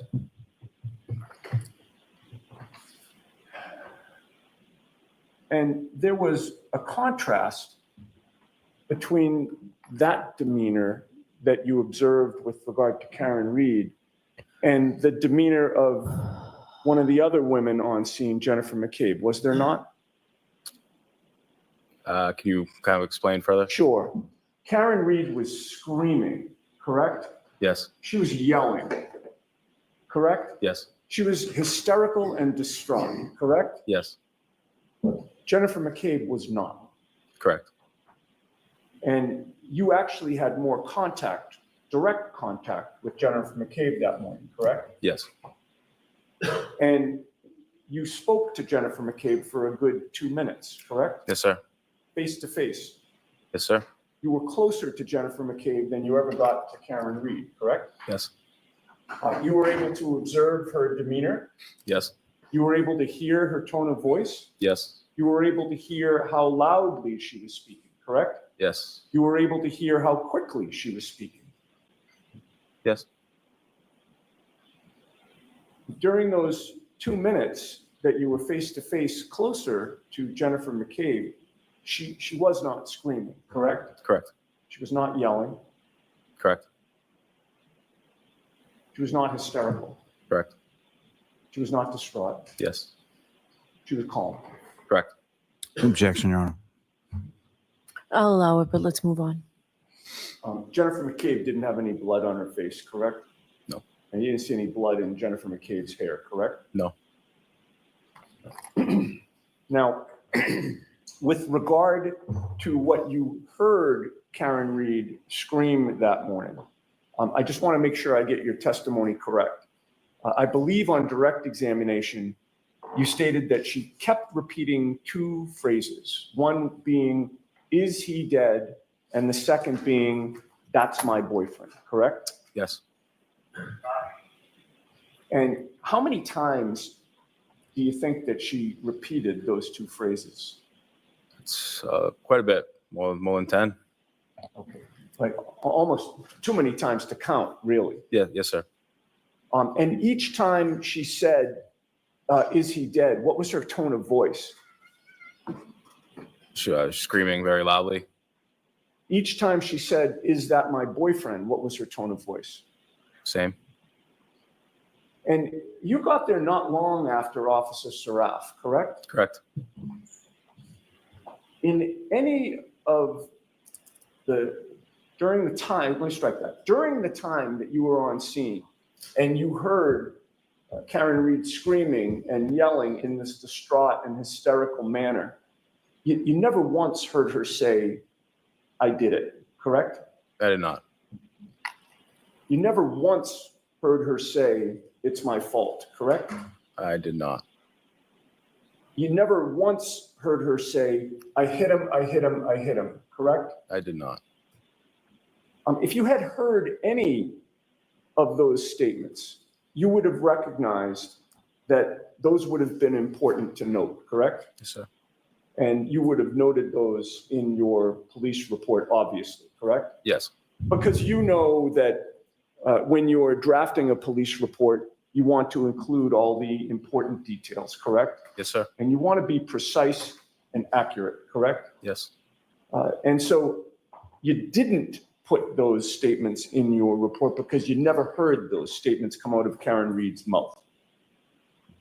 Yes, sir. Now, while you were on scene, at some point in time, you were asked to participate in a search for evidence on that front lawn, were you not? I was standing by. I didn't directly search for anything that I recall. All right, and when you say you were standing by the area where John O'Keefe's body had been, Yes. correct? And how close were you to that area? I was like right off the curb at that point on the street. How many feet from where the body had been? 10 to 12 feet.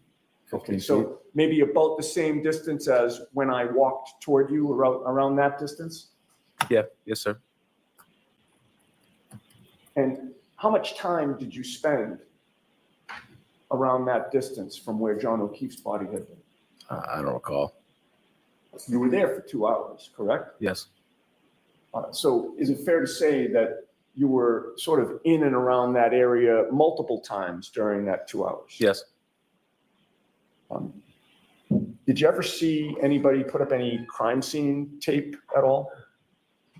I don't recall that. You recall other officers sort of searching that area, correct? Yes. And while you were near that area, you were certainly paying attention to it, correct? Yes. Did you see officers use any equipment to clear some of the snow in that area? Yes, sir. What did you see? There was a leaf blower. Where did that leaf blower come from? I don't know. Who had the leaf blower? I believe it was Lieutenant Gallagher. When did Lieutenant Gallagher arrive on scene? 45 minutes after I did, approximately. I don't recall the exact time. And how big was that leaf blower? Not too big. It was Was it handheld or was it something that you pushed? handheld. And who used the leaf blower? Lieutenant Gallagher. At what area or on what area did he use that leaf blower? The front lawn. And would that have been around the area where John O'Keefe's body had been? Yes. And you were watching him as he did that, correct? Yes. What other officers were in that area sort of watching what was going on or participating in the search for what was going on? I don't necessarily recall where everybody was, but I believe it would be Sergeant Link and Sergeant Good. And they were superior officers, correct? Correct. And you understood that these brother officers of yours were looking for evidence, right? Yes.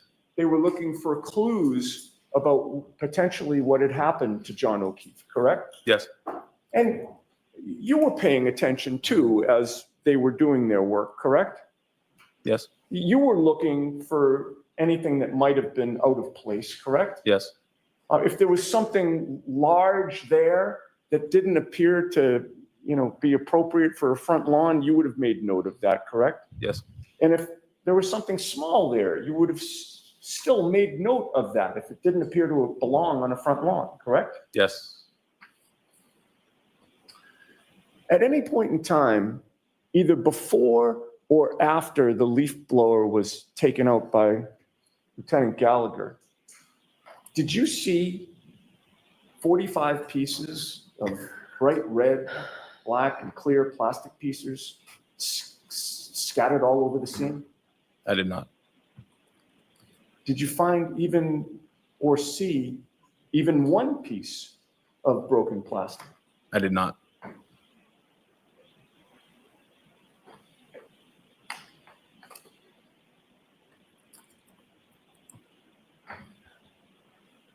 Now, when you came to the scene, John O'Keefe was still lying on the ground, correct? Yes. Did you see whether or not there were any blankets on scene? No. Did you know that one of the women on scene had a sister who lived in that very house? I did not. When you were speaking with Jennifer McCabe, at any point, did you learn whether she had actually gone into that house at all? Objection. Sustained. Did you see Jennifer McCabe approach that house at any point when you were on scene? No. Were you alerted at any point by anyone that she went into that house while you were on scene? No. Did you ever see Jennifer McCabe come out of that house with blankets or anything else that might comfort John O'Keefe? No. What was your state of mind regarding whether there were any first responders in that house? Wasn't aware of that. Nobody told you? No.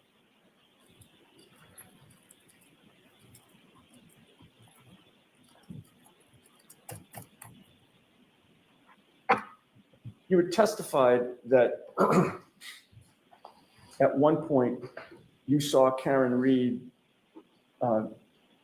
being escorted into a motor vehicle, Yes. and that was one of the women on scene, her motor vehicle?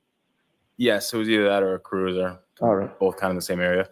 But you'll agree with me, at no point in time did you see Karen Reed and Jennifer McCabe in a vehicle together? Not that I recall, no. And at no point in time did you ever hear Karen Reed ask Jennifer McCabe to Google anything? No.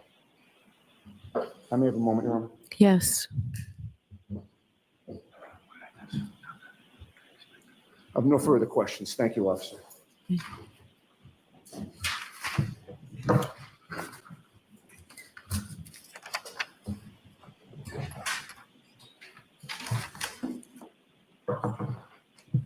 So, Officer Mullaney, you've been to other scenes in which there is a deceased person on scene, family members or friends around? Yes. And of those other scenes, does everybody who's a friend or a family member of the person who is injured or deceased, do they all react the same? No.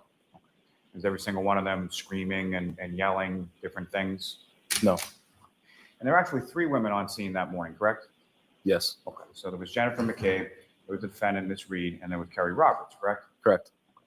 And did you see any blood on Miss Roberts's face or hair? No. Okay, was she screaming and yelling things and moving around the scene? No. Now, as far as the residence in 34 Fairview Road, did you see anybody go in or come out of that residence during the time that you were on scene? No. And as far as any of the other residences on the entire rest of the street, did you see any of the neighbors or anybody else come outside at any point in time? I did not.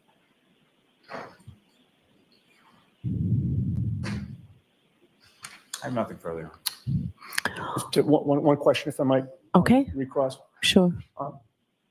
And I don't mean to be a wise guy, sir, but did any of the other neighbors on the entire street have the body of a dead police officer on their front lawn? Objection, Your Honor. All right. So that's sustained. All right. You are all set, sir. Thank you. All right, folks, it's 11 o'clock. We'll take our morning recess, 15 minutes. All right, please. First, close your notebooks. Make sure.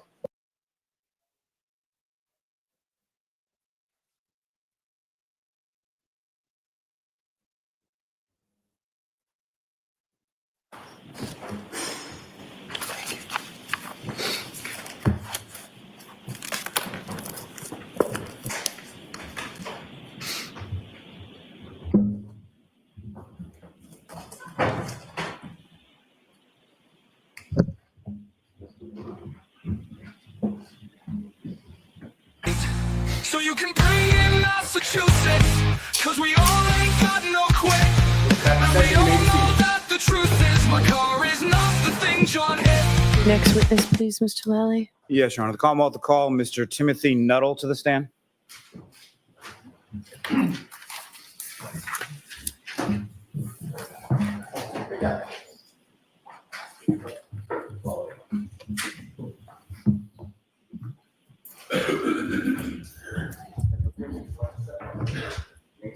Face the car. Can you raise your right hand? Do you solemnly swear the evidence given to the court and jury in the case now and hearing should be the truth, the whole truth, and nothing but the truth, so help you God? Thank you. You can stand or sit, whatever makes you more comfortable, sir. And just bring that microphone down to you. Thank you. How's that? Okay. Whenever you're ready, Mr. Lally. Thank you, Your Honor. Good morning, sir. Morning. Could you please state your name and spell your last name for the jury? Timothy Nuttall. Last name is Nuttall, Nuttall. And what do you do for work, sir? I'm a firefighter paramedic with the town of Canton. And how long have you been a firefighter paramedic for the town of Canton? I believe 5 years and coming up on 6. And prior to working in that capacity with the town of Canton, what, if any, other employment have you had within sort of the same field as far as being a paramedic? To back up significantly, I got my EMT certification when I was still in high school through CMTI out of Weymouth. They're now owned by Brewster Ambulance. From there, I was employed by Cataldo Ambulance. I worked primarily in the city of Chelsea, running BLS transfers and eventually 911 shifts in that city, in that area of the world, if you will. From there, I decided I liked it. I decided to enroll in paramedic school. I went to the same school I went for my BLS certification, back to CMTI. I obtained my paramedic right before I turned 21. I stayed in the same area, primarily in Chelsea, and eventually edged my way into Everett a little bit and worked up there for about 7 years. During that time, I decided to be enroll into fire suppression side of things. So I was hired by the town of Scituate. I was put through the Mass Fire Academy out of Stowe, class 268 in Stowe, and worked for the Scituate Fire Department for about 18 months, and then transferred to the Canton Fire Department in November of 2019. Just a couple questions about what you had just spoken about. So when you use the term sort of BLS, what does that mean? So in EMS, there's two kind of branches. BLS is basic life support, which is EMT basic. Smaller skill set, if you will. Still running 911 emergencies, but that was kind of the stepping stone to see if you could do the job, if you like the job, and then you can advance on to ALS, advanced life support, which is the paramedic side of things. That's a broader skill set, many more medications, many more interventions that we can perform in the field. Obviously, I enjoyed the BLS side, so I advanced to the ALS side. Now, as far as starting with becoming an EMT, what, if any, you mentioned you went to a CMTI school, but what type of education do you require prior to getting any sort of graduating or certification or something like that? What are the classes like? So it kind of runs the gambit for emergency medicine. You start mostly with anatomy and physiology, the human body. Progresses down to how those illnesses can progress and the natures of illness. Once that's kind of understood, then we advance on to pharmacology and interventions, just basic interventions that you can do.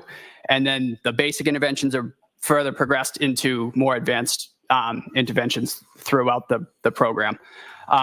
Once you complete your didactic portion, where all that is kind of in the books, you then progress to clinical time in hospital.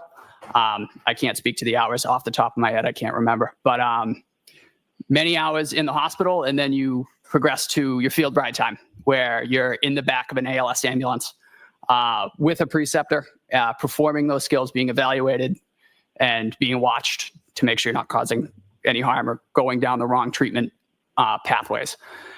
From there, once you complete that, you sit your national paramedic written. I'm a nationally certified paramedic, so I had to sit that written, and then finally a practical examination. And once you pass all that, you're certified to be a paramedic. And so with respect to both your training as far as becoming an EMT and then your training as far as becoming a paramedic, there's sort of a written portion and a practical portion as well. Is that correct? Correct. Can you use the term in there as far as a preceptor? What exactly does that mean within your field? So a preceptor is a senior paramedic who's been practicing for, it varies from place to place, but the standard is usually 3 to 5 years, who will watch you to make sure that you're not, like I said, drifting down the wrong path in terms of treatment, making sure that your care is adequate and not doing any harm. My preceptors that I was with, they were medics in the city of Brockton. So they had been around for a little while and they were excellent at what they did. And they taught me quite a bit. I learned quite a bit in my ride time from them. And in your role, post getting your certification in regard to those, have you acted as a preceptor for other sort of younger, less experienced? Yeah, so I was a field training officer for the Cataldo for a brief stint right before I left the company. And I am currently a field training officer for the town of Canton. And with respect to those certifications, is that sort of like a one-time blessing in perpetuity, or is there a continuing educational recertification process? Right now for the town of Canton, that's a bidded position. I submitted an application writing and I was selected. So I am currently on my group. I am our field training officer for my group, Group 2. Okay. And my apologies, poor question on my part. I was asking sort of more in general. So beyond the sort of preceptor sort of faction of that, just in regard to, in general, being an EMT and a paramedic, as far as your certifications are concerned, is that something that you have to continue? Is there any sort of recertification process, and how often is that? Oh, I apologize. Okay, yes. So every 2 years, we're required, both by the national component and the state component, to complete a certain amount of hours per year for your recertification. I actually just recently recertified in March.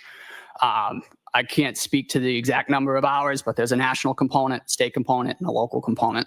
And the trainings are quite in-depth. Now, turning your attention to your work with the Canton Fire Department, how many fire stations are there within the town of Canton? We have 2 fire stations. Okay, where are they located? Station 1 is 99 Revere Street, and Station 2 is 7 Sassamon Street. And when you're working with the Canton Fire Department, is there a typical kind of schedule or shift schedule that you're working on? So my work schedule is I work 1 24-hour shift, 1 24-hour off, 1 24-hour shift on, and then 5 consecutive 24s off. And as far as a 24-hour shift, what time to what time does that run with the Canton Fire? For us, we report at 0800 to 0800.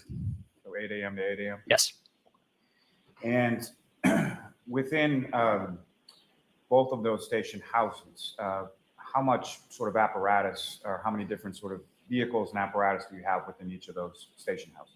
For Station 1, 99 Revere Street, we have Car 5 staffed with a captain. We have Engine 3 staffed with 1 lieutenant, 2 firefighters, and Ambulance 1, who is staffed with two firefighters. We do have a PB waiver, so we will run paramedic basic on Ambulance 1. However, that is primarily a double medic ambulance. And for Station 2, it's a very similar setup. It is Engine 4 with 2 firefighters and a lieutenant, and Ambulance 2 with the same setup as Ambulance 1. Both those stations also have ladders that run out of them, ladder 1 and ladder 2 respectively. And the crews from Ambulance 1 or Ambulance 2 will crossband those ladders as needed. Now, with respect, if I could turn your attention to January 28th into January 29th, sort of Friday into a Saturday. Do you recall 2022? Do you recall those days? Yes. Were you working one of those 2 days? I was scheduled to work the morning of the 29th, I believe. So you're scheduled to work essentially the morning, 8 a.m. on the 29th until 8 a.m. on the 30th? Correct. And prior to, or the 28th sort of going into the 29th, what, if anything, were you aware of as far as weather that had been forecasted or that was reportedly coming? So I was aware that there was a significant storm, supposedly. Well, there was a significant storm coming through. I woke up very early that morning just to check. I took a peek outside of my house. I live in the city of Brockton. I noticed that the conditions it was starting to snow a little bit. So I got up early and got ready for work and left earlier than I normally do. And about what time, which station were you assigned to on that? I was at Station 1, 99 Revere Street, and I was on Ambulance 1 for the day. And about what time did you arrive at Station 1? Due to the inclement weather, I believe I arrived several hours early. I showed up to the station around 5:45, 5:50 that morning. And around the time that you were driving from your home to Station 1 in Canton, what, if anything, did you note as far as sort of the driving conditions, visibility, anything else? The snow was starting to accumulate. The roads, I drove through several towns, but the roads were starting to be treated, but they weren't pristine. There was obviously a buildup of snow starting on my ride, which was part of the reason I left early, just either to relieve people if they needed to get out before the storm really hit, or just to help them with snow removal. And to that point, when it comes to sort of snow removal at the fire station, what, if any, sort of duties and responsibilities do yourself and the other firefighters have to in relation to snow removal around the station? So we're responsible around the station to keep what we refer to as the apron clear of snow. The apron is where we back our fire trucks into and out of the station. So we remove all that ourselves. We have a plow truck. However, we'll also shovel walkways and stuff for the public if they need to get in. So that was one of the primary. The crew was actually outside removing snow when I pulled in to the station that morning. And it may be pretty self-explanatory, but as far as the apron itself, why is it so necessary that the apron remain clear as far as snow is concerned? Just to maintain a path for the emergency apparatus to get in and out in a timely manner. Now,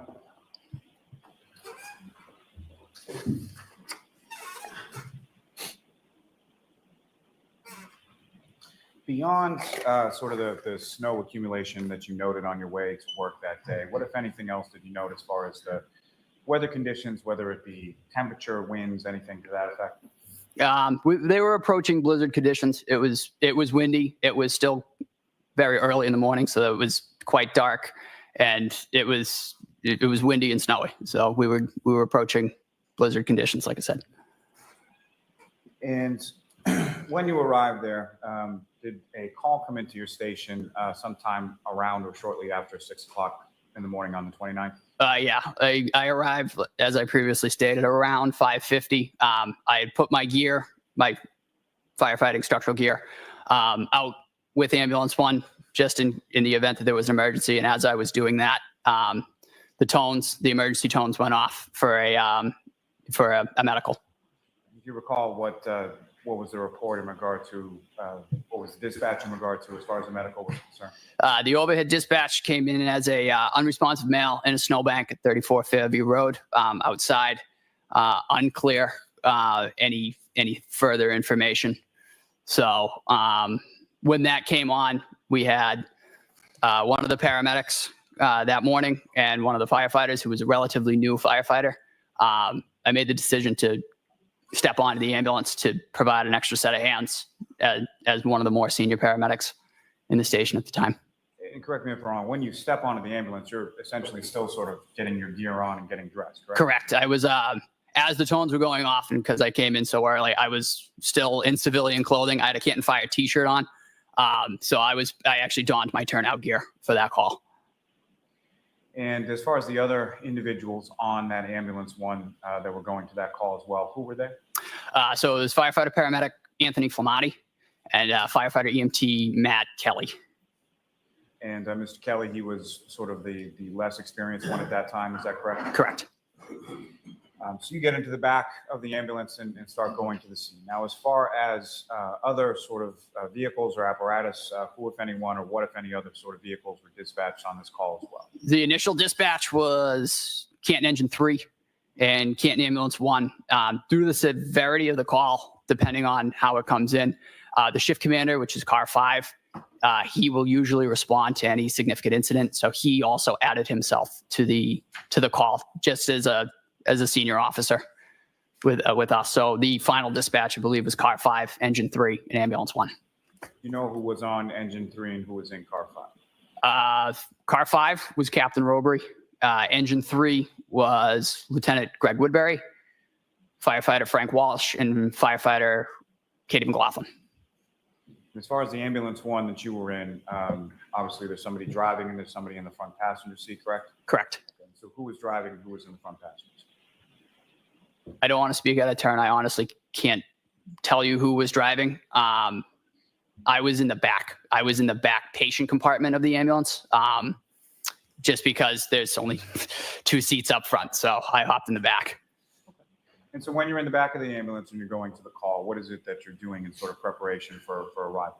So as I previously stated, I came in early, so I was donning my turnout gear. I had my boots and structural firefighting pants on. So I finished putting those on and I put the rest of my gear in the back. And as we were driving to the scene of the incident, I started prepping the gear that we were going to need off the initial dispatch and unresponsive mail in the snow. So I grabbed our first in bag, which has miscellaneous medical supplies, some IV supplies, and interosseous drill kit. The airway bag, which has just a bottle of oxygen, and then quite a bit of airway management supplies and our cardiac monitor. So I had all of those prepped out and ready to go. So as soon as the ambulance was in park, we could step right out, ascertain what we had, and go from there. So when the ambulance arrived on scene, I had all 3 of those bags on my person, and we were able to, the entire ambulance crew was able to step out and provide patient care. And as far as, if you know, approximately how much time elapsed between the time that you hear sort of the sound go off and you get in the ambulance to the time that you arrive on scene on Fairview?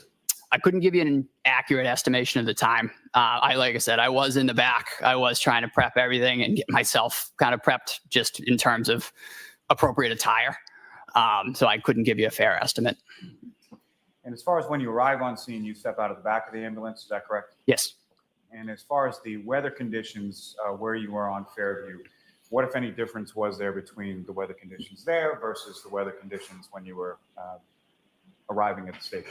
I remember, as I previously stated, I remember it was still very dark. The sun was not up yet. I remember the wind. It was quite windy that morning. The wind had, in my opinion, had seemed to have picked up since my drive in, and the snow was increased. And so when you step out of the ambulance, can you describe for the jury sort of where you go and sort of what is it that you first see when you get out there? So I stepped out of the ambulance and came around with all 3 bags.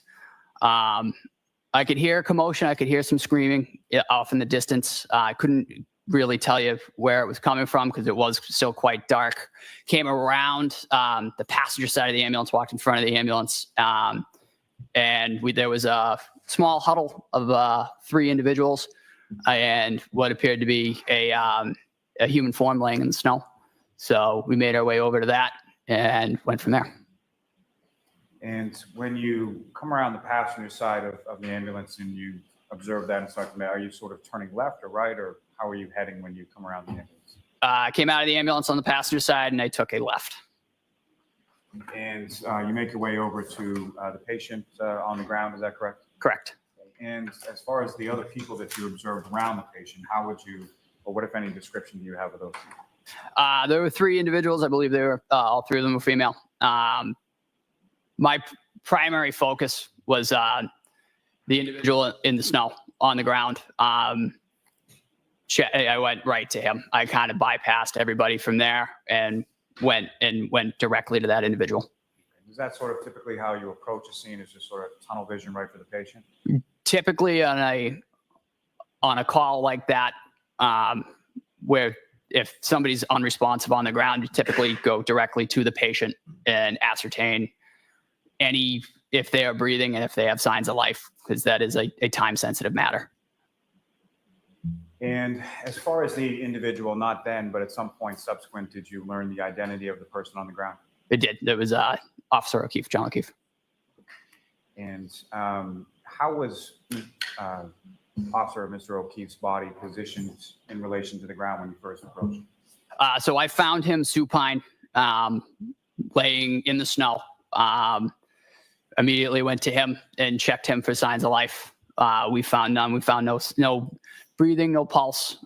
So we immediately began performing high quality CPR. I was at the head of the individual, so I immediately grabbed out of our airway bag a bag valve mask and began ventilating the patient, trying to get some oxygen into him while the others on scene, like I said, began high quality CPR.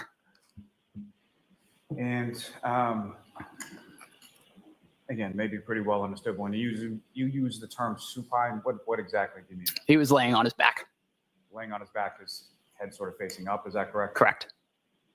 And when you are responding to a call of this nature, there's you and there's other individuals on the ambulance as well, correct? Correct. And is there a certain division as far as treatment and diagnosis and things of that nature are concerned between you and the other people on the ambulance? So typically, just to use the scenario of a cardiac arrest with 2 paramedics, it's generally split into the airway individual or the airway monitor and the, lack of a better term, code monitor. The airway individual will be responsible for ventilation and eventually advanced airway placement. The other part of that equation will monitor cardiac status, cardiac activity. They will deliver medications and a route for those medications, and they will work together to monitor that patient throughout. As I said, I was on the head. I just happened to fall at the head. So I took the ventilation portion of that. And you use the term as far as a bag valve mask, is that correct? And can you explain to the jury sort of what that is? All that is it's, for lack of a better term, it's basically a glorified balloon with a mask on it. When you squeeze that bag, that forces air into the airway, so you can ventilate an individual who is no longer breathing on their own. And as far as obviously with your work with the fire department, there are sort of records or reports that are written in regard to treatment of different individuals on any given call, correct? Correct. Is there an acronym that's used within those reports as far as bag valve masks? BVM. And turning back to sort of when you initially approach where Mr. O'Keefe is, if you know about how far away from, where is he in relation to, well, let me back up, okay? So you arrive at this residence at 34 Fairview Road, correct? Yep. Okay. So if I'm standing on the street and I'm facing Fairview Road, is Mr. O'Keefe's body to the left, to the right, center, or something else? I would say to the left of center. And what, if anything, did you sort of note or observe sort of in the general area as far as where Mr. O'Keefe was? In terms of when I got to him? Yes. So when I first got to him, we checked for signs of life, and I was, as stated, at the head. There was a small pool of blood that seemed to be underneath him. It was hard to ascertain, again, because of the conditions. It was still very dark. It was snowing. And it was quite windy. So we were able to check the area as best we could with our handheld lights. But that was one of the things that I noted. There was just a pool of blood. Now,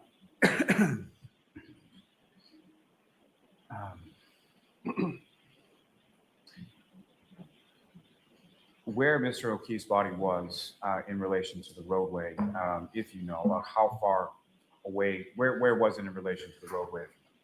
I estimated it about where the sidewalk met the front lawn of that residence. That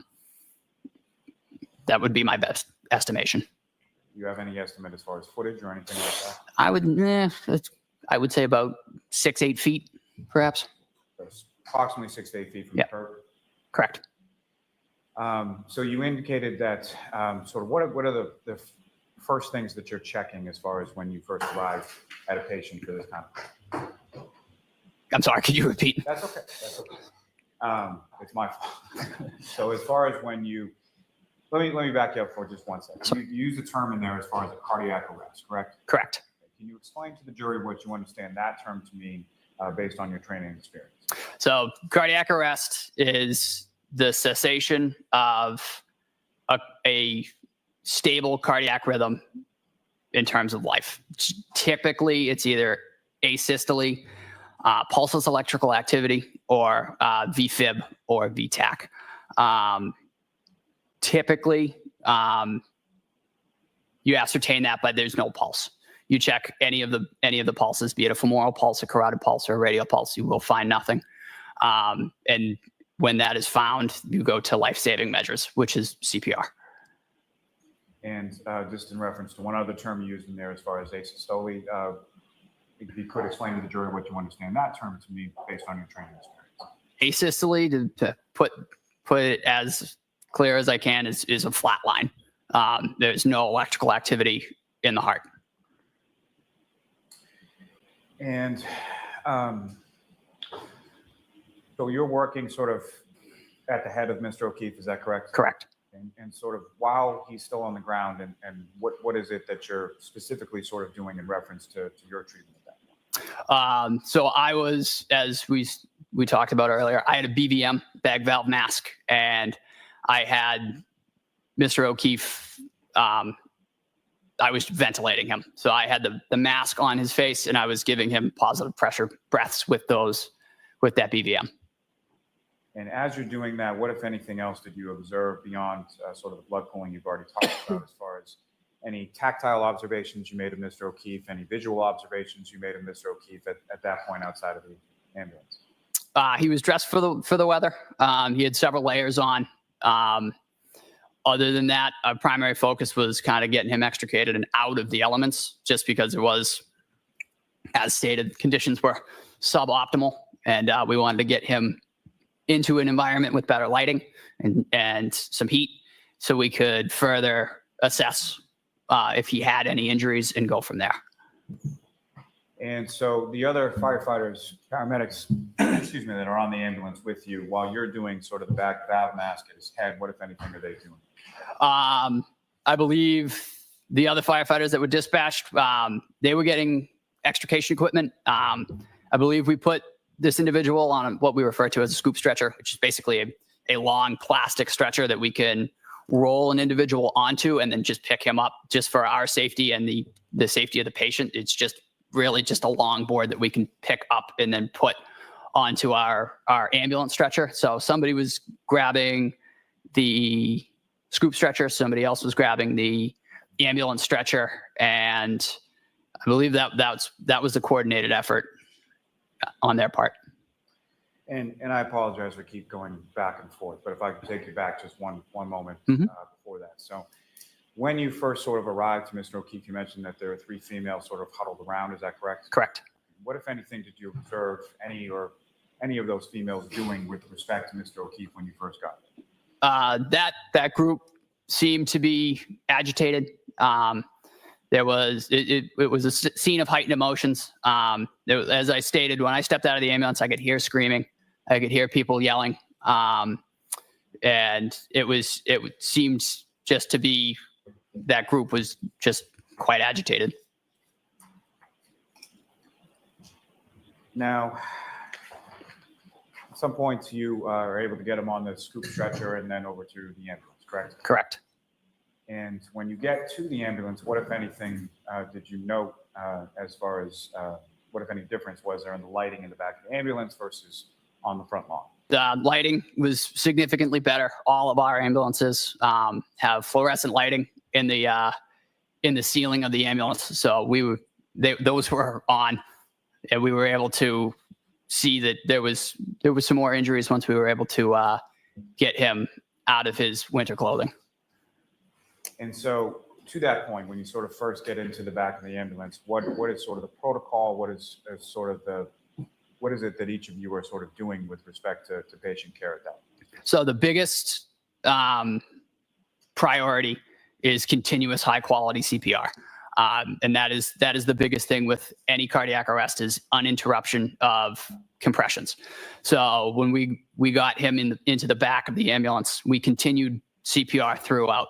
So while multiple people were performing CPR and eventually a mechanical CPR device was applied, those compressions were uninterrupted and others were removing clothing, I honestly couldn't tell you the number of articles of clothing, but I believe a winter jacket and a sweatshirt were removed. And then eventually he was, all the clothing was removed. And that's protocol for any cardiac arrest or any traumatic injury is usually all clothing is removed so we can have unfettered access to the individual to see if there are any other injuries.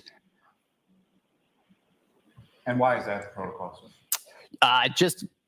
You mentioned earlier, sir, that there is tunnel vision. The absence of clothing kind of helps to remove that so you can see everything. You can assess everything. And you mentioned sort of a mechanical means of CPR. Is there a specific device that's used for that? Yes, we use a Lucas device manufactured by Stryker. And for lack of a better term, it's basically just a plunger that does CPR. It frees up a set of hands for us, and that can provide CPR uninterrupted as long as the batteries last. Now, at the time that you get him get Mr. O'Keefe into the back of the ambulance and you removing some of the clothing, what, if anything, did you note at that time or at any subsequent time in regard to footwear? To be candid, I wasn't really looking at the footwear. I believe it was brought to my attention when we eventually transferred patient care at Good Samaritan Medical Center that the individual was missing a shoe. However, that wasn't my primary focus at the time. And the items of clothing that were removed from within the ambulance, eventually when you transfer that patient care to the hospital, what, if anything, happens with that? In terms of chain of custody of the clothing, that is typically brought in either with the individual or after. And that is usually deposited on the floor of the room where that patient is. And then the hospital takes custody of it. Occasionally we'll put it in bags. However, I could not speak to where that clothing went on this case.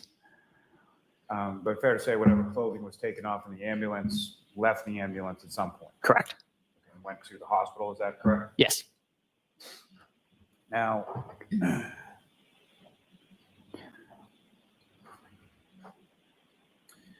when you have Mr. O'Keefe in the back of the ambulance and the lighting is better, what, if anything, did you observe following sort of the removal of the clothing as far as what, if any, injuries did you observe to Mr. O'Keefe in that sense? He was noted to have, and I was right at the head, he was noted to have a hematoma on the right side of his face, just above his eye on his forehead. And there was some scratches on the right arm, the upper arm. And use the term as far as a hematoma. Could you explain what you understand that term to me? Lack of a better term is just an egg. He had a pretty good egg on his head. And as far as anything beyond that, did you observe anything or note anything beyond the egg on the head and the scratches on the right arm? As we got further down our treatment modality, we went to place an advanced airway. It was noted to have some blood, some mucus, and some bile in the back of his airway that was then suctioned out before we placed our endotracheal tube. And what is an endotracheal tube? So an endotracheal tube is basically, it's just a plastic tube that is passed through the mouth into the trachea through the vocal cords. It's a definitive airway, if you will. It isolates the trachea so you can better ventilate your patient, and you don't have to worry about any air getting into the stomach, any gastric insufflation. And that is the gold standard for cardiac arrest, is a properly placed endotracheal tube. You mentioned there were some substances that were suctioned from his airway, is that correct? Correct. Okay, and what were they again? I'm sorry. I believe it was blood, bile, and mucus. And do you have any idea how much of that was suction? I couldn't give you an exact number, but it was enough that we needed to set up a suction suction system to remove it before we intubated. And just turning briefly again to the arm, these were injuries that you observed on his right arm, is that correct? Correct. What, if any, injuries did you observe on his left arm? I don't believe I saw any, to my knowledge. And as far as your memory, as far as his right arm, how far did it sort of extend and where was it located? Sort of upper arm, lower arm, both, or where was it? I believe it was just below his shoulder. They ran, I would say, probably 3 or 4 inches from, I would say, about the shoulder right down to maybe 2 inches above the elbow.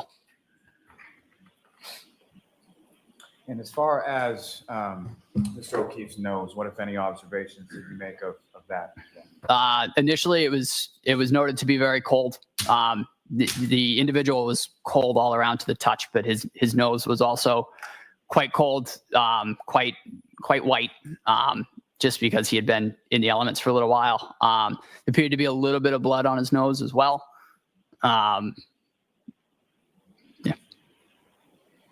And through your training experience, are you familiar with a term or a device known as an OPA? Correct. Yes. Can you explain to the jury sort of what OPA stands for and what is that device? What does it do? So an OPA, or oral pharyngeal airway, is basically a small plastic device that is curved. And when inserted into the mouth, all it does is it prevents the tongue from falling backwards into the airway and occluding the airway. It's relatively simple, but it's very effective in keeping an airway open. Just turning back for one moment to the injuries that you observed on Mr. O'Keefe's right arm, were those injuries that were actively bleeding at the time that you observed them? No. What, if anything, did you observe as to that in reference to those injuries on the arm? Those injuries seem to have been congealed. In my opinion, it looked like they'd been cold, which could have aided in the clotting of those injuries. But when we observed them, they were not bleeding. And you mentioned a little bit about Mr. O'Keefe's nose. What, if any, observations did you make as far as any sort of digits, whether they be his hand, his feet, or something else? So all of his digits on the upper extremities were noted to, they were very cold. They were immobile. They were very stiff. I'm presuming due to the exposure, because when we got him onto the ambulance, when we were removing clothing, it was noted that all of his digits were very stiff. They were immobile, and it caused a little bit of problems just trying to get clothing off of him, just because they were so stiff. And taking you back outside of the ambulance just for a moment, when you're sort of initially there and you're doing your assessment and the 3 females are in your general area, correct? Correct. And at some point, can you or any of the other paramedics or EMTs on scene ask them any questions about what had happened or anything like that? So as I was ventilating at the head, there was a small delay in just getting equipment, nothing significant, just enough time that as I was ventilating, I was able to ask, did anybody see anything? What happened? And there was one individual that replied several times, I hit him. And did you know that individual at that time? I did not. Can you describe the individual that said that? I would describe her as mid-40s, average build, average height. And the other 2, very similar. And with reference to that statement of I hit him, is that something that she said once or more than once or something? It was several times. And as far as the tone or demeanor, how loudly was this being said? As previously stated, they seemed to be erratic. There was a lot going on in that scene. It did seem to be said over and over and at varying volumes.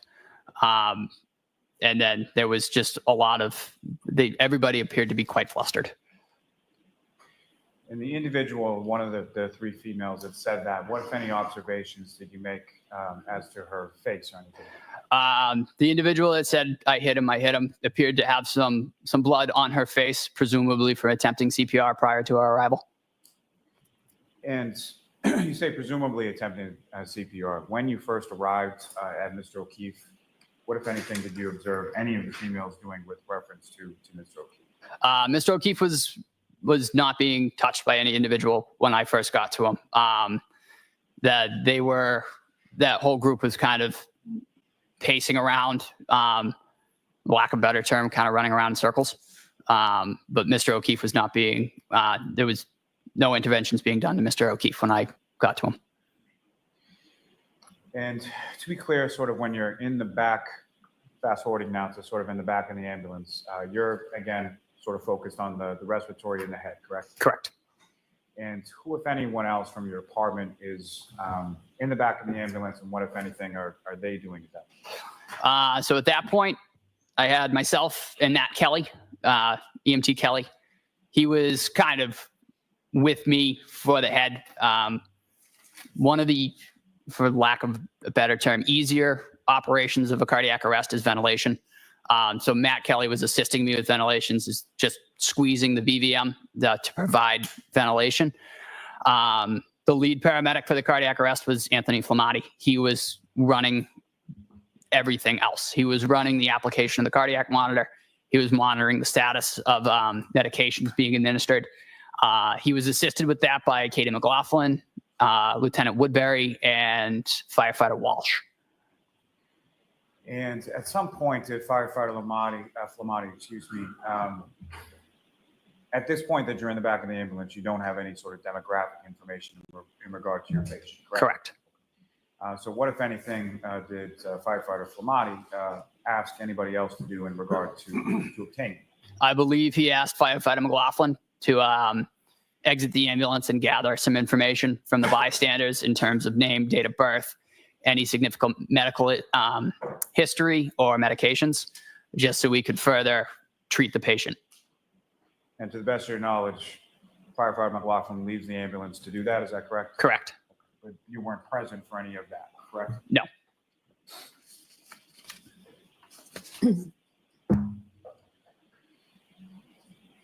So there's some period of time in the back of the ambulance and then the transport to Good Samaritan happens, is that correct? Correct. Do you recall where different people from your department were in relation to that transport to the hospital? So the transport in the back in the patient compartment was myself, Firefighter Kelly, and Firefighter FLEMATTI, with Firefighter McLaughlin driving ambulance 1.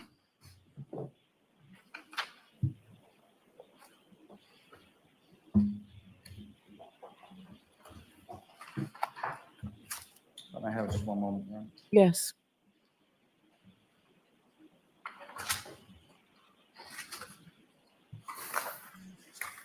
So when it comes to the report that we were that you were testifying about before, there was a report generated in regard to this. Is that correct? Correct. And who has the sort of duty and responsibility of compiling that? That would have been Anthony FLEMATTI. And have you seen Firefighter FLEMATTI's report in relation to this incident? I have. May I approach the witness, John? Yes.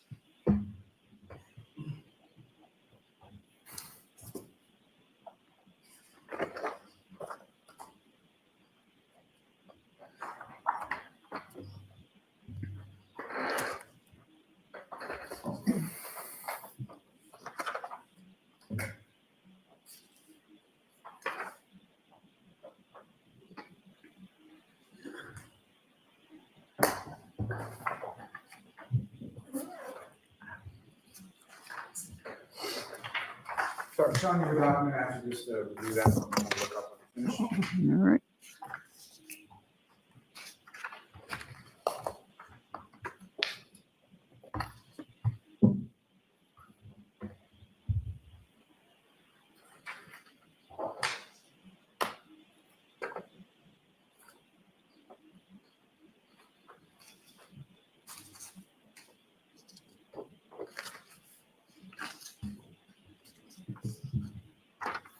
you recognize that, sir? I do. And what do you recognize that?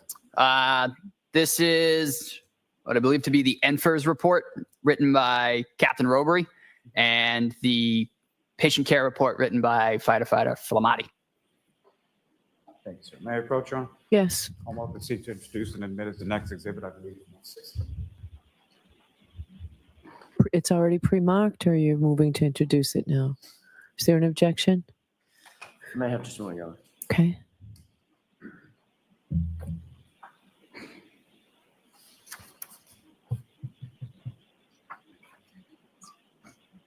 No objection. Patient care report. And All right, that will be marked, Madam Court Reporter, please. 160.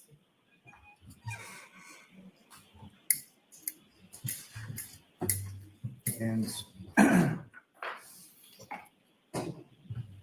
thank you very much. Doctor, if I could ask for the lights in the little. Ms. Gilman, if I could have what's been previously marked as exhibit number 9.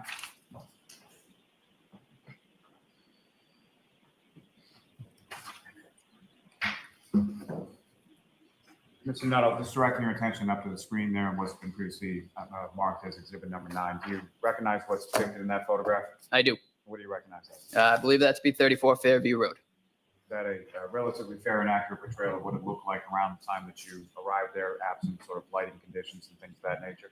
Yes. And Ms. Gilman, if I could have exhibit number 18.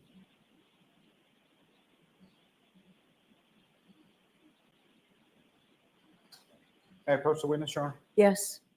Sir, there should be, so basically that button on top there. All right. And Mr. Nuttall, if I could ask you, using that laser pointer before you, well, first let me ask you, recognize what's up on the screen as exhibit 18? Yeah. Again, 34 Fairview Road. And the area where you first observed Mr. O'Keefe supine on the lawn and the 3 females around him, you see that area in this photograph? I do. And if you could, using that laser pointer, just direct the jury's attention to where in this photograph you see that. I'm so sorry. I would say right around this general area, right about here. And lastly, Ms. Gilman, if I could have exhibit number 14. And again, sir, do you recognize what's up on the screen as exhibit number 14? I do. What do you recognize that? That I believe to be is where we found Mr. O'Keefe. And as far as the pooling of the blood that you observed around Mr. O'Keefe's head, do you observe that area within this photograph as well? Yes. If you could, again, using that laser pointer, just direct the jury's attention to where in this photograph you observed that. They were right around in this general area. There. Thank you, sir. Mr. Officer, we can have the lights back up. Your Honor, may I approach just to retrieve that? Yes.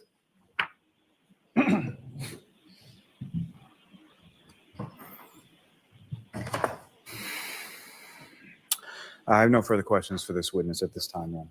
All right, cross-examination. Thank you, Your Honor.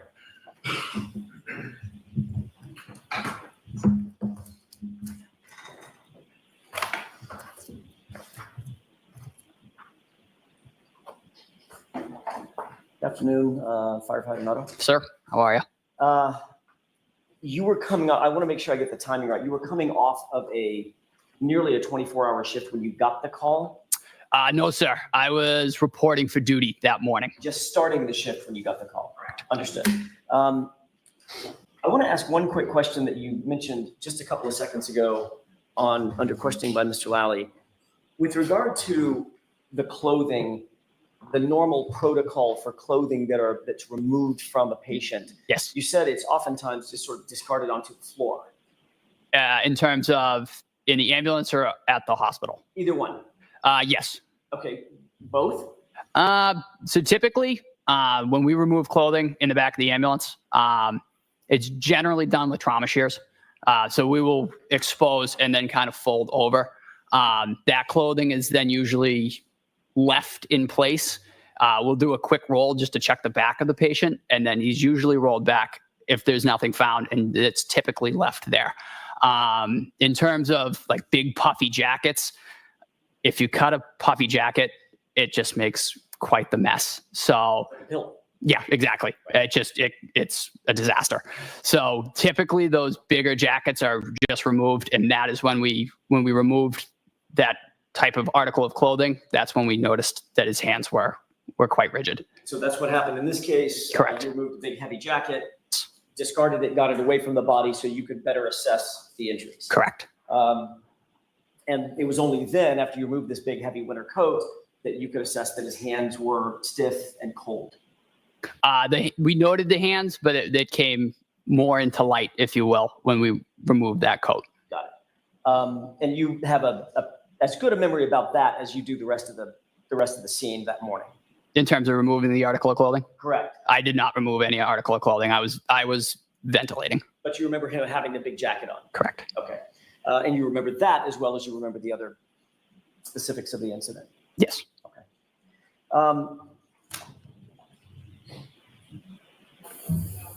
When responding to a scene, I want to dovetail on the same subject, but just come at it a little bit different way, if you would indulge me.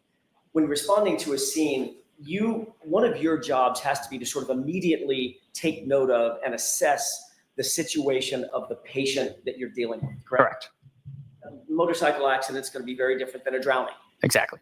Someone, in this case, exposed in a snowbank, you're going to deal with or assess and note the weather. Mm-hmm. Is that yes? Yes. You're also going to note and assess the condition of the patient. Correct. As it pertains to the weather. Yes. So someone, for instance, that's in a snowbank naked, mm-hmm. no clothes on at all, is going to be a little bit different assessment than someone who's completely dressed for winter, correct? The initial assessment with every patient is going to be automatically circulation, airway, breathing. Understood. We approached this individual the exact same way. Is automatically went directly to cardiac. Make sure. I guess what I'm asking is your attention is focused on some of those details for sure. Correct. All right. And that's how you remember that big heavy coat that he was wearing, correct? I remember he was appropriately dressed. Correct. Okay. As a matter of fact, you testified to that in the grand jury that, quote unquote, he had a heavy coat on. Yes. Consistent with how you're testifying today. Is that right? Correct. All right. Your Honor, I'd like to mark 2 photographs as next in order. Have not yet been marked. I believe it would be 160. It doesn't matter so much the number, but why don't you just show the prosecutor the photos? 161 and 162 in order. May I approach? Yes. Look at those. Yes, sir. I'm going to ask you, first of all, whether or not you recognize what's depicted in those photos. Honestly, sir, I couldn't recall the exact, but yeah.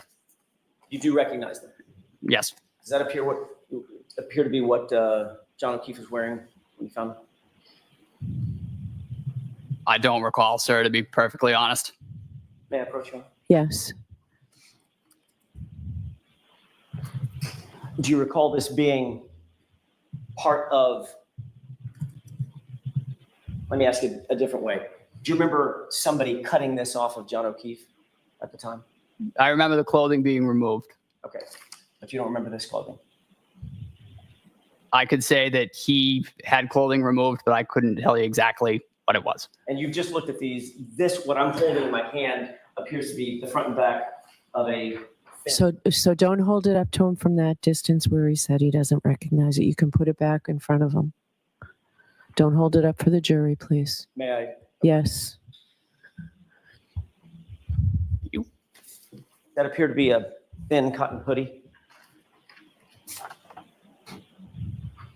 Yeah, that appears to be a thinner layer of clothing. Okay. May I approach? Yes. Not a heavy coat.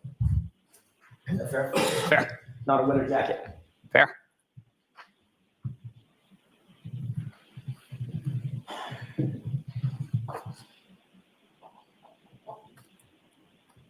Is it fair to say you had a lot on your mind when you were out at that scene, correct? In terms of just the saving a man's life. Correct. That's your credentials are impressive. You were there focused on one thing, and that is trying to make sure that a man did not die. Correct. would you agree that that was your primary concern and your primary focus the entire time you were at the scene? Correct. You weren't necessarily worried about what other individuals were doing, correct? No.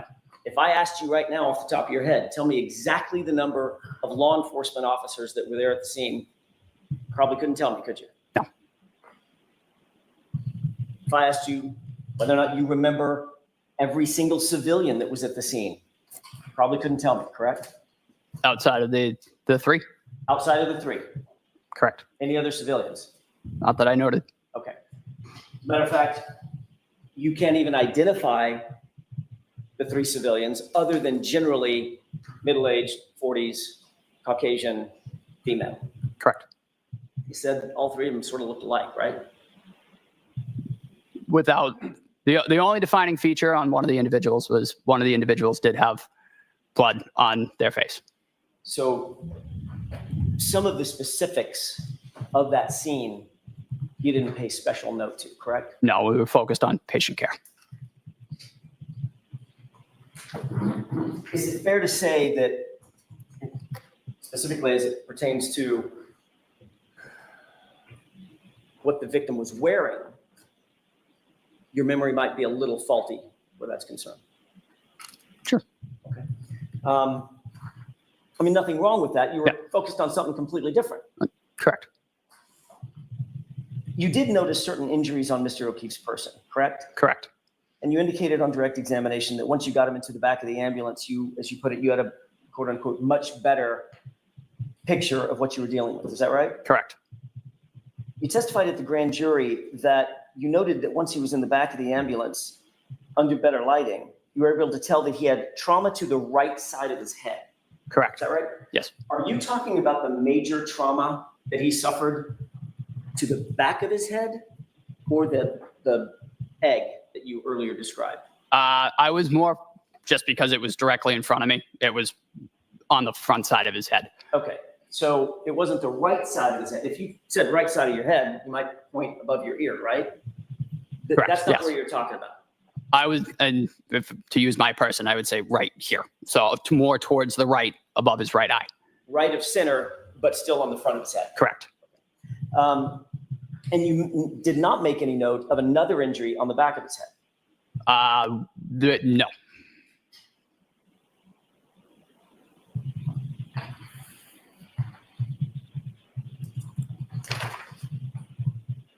You talked about the injuries to the right side of his arm, correct? Correct.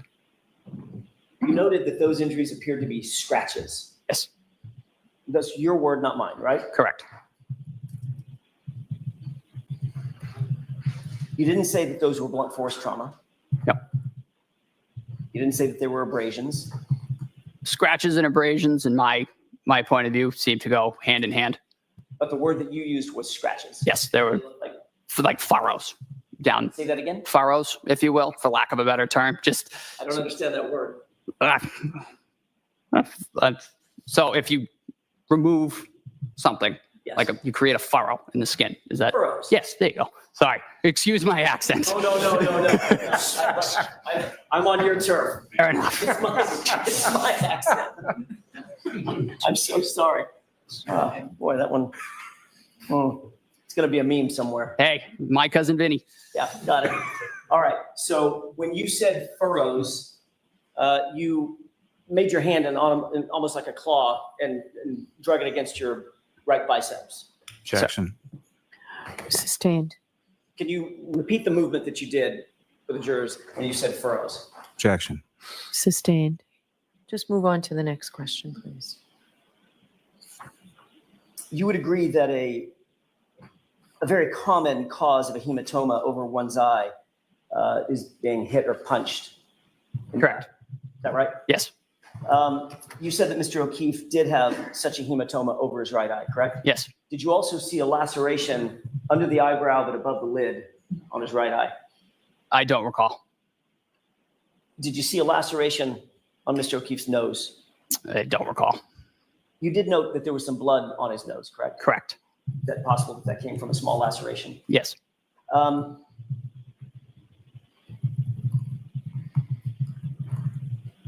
In your experience, well, let me ask another question. Did it look like he had, in addition to the egg on the right side of his head, Mhm. in the front, did it also have a black eye on the left side? If memory serves correct, yes. So both eyes were blackened. Primarily the right side, if memory serves. Okay.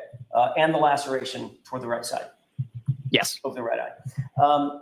Are those injuries that you've just described consistent or inconsistent with some sort of physical altercation? Objection, Your Honor. Sustained. Next question, please. Did it appear to you, just from your initial assessment, given your experience, training, and background, that those injuries looked like he had been in a fight? Objection. I'll see counsel at sidebar, please.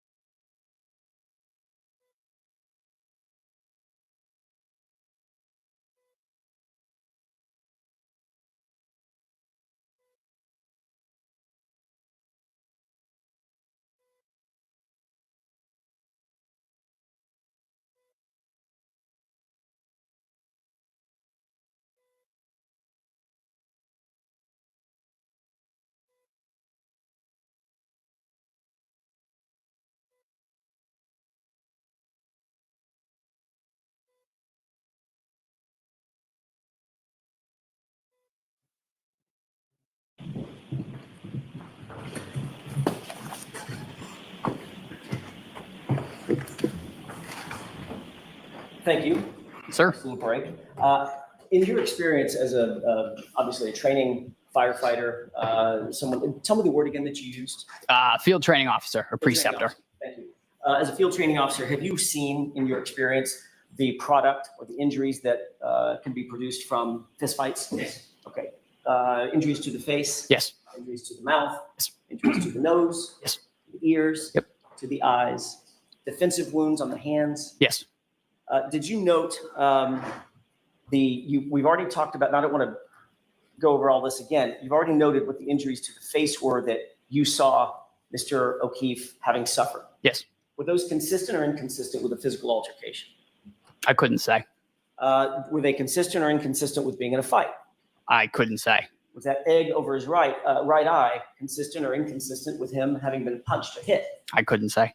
I thought you said that one of the common causes of an egg like that, a hematoma, as you put it, over someone's eye, is being hit or punched. There's quite a few reasons that somebody could get an egg, such as that over their head there. I mean, you could get hit with a golf ball, of course, for instance. I'm not asking you to the exclusion of everything else. Yeah. I'm asking you, is it consistent? It's consistent. It could be. Okay. And the other injuries as well? Correct. Okay. Did you see bruising to the back of one or both of his hands? His hands were, as stated, they were very cold and very white. They were not well perfused. And when you don't have adequate perfusion, swelling and smaller injuries don't typically present themselves, if you will. So you may not have seen that. Correct. The bruising may have been there. It might have been there. It just wasn't observable just due to the condition of his hands. Just may have overlooked it. Yes. Okay.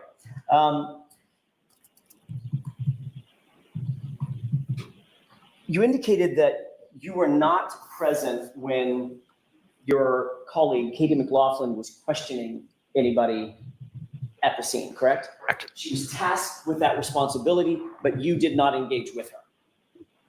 Correct. Meaning, when I say engage with her, you weren't standing there with her. No, I was in the back of the ambulance. Okay. You claim to have heard this statement, I hit him, Yes, several times from the woman with blood on her face. correct, You indicated that she was erratic, correct, hysterical. correct. You said, for lack of a better term, running around in circles. Yes, She seemed despondent or distraught, very distraught. very upset. Yes. Was she saying anything else that you recall?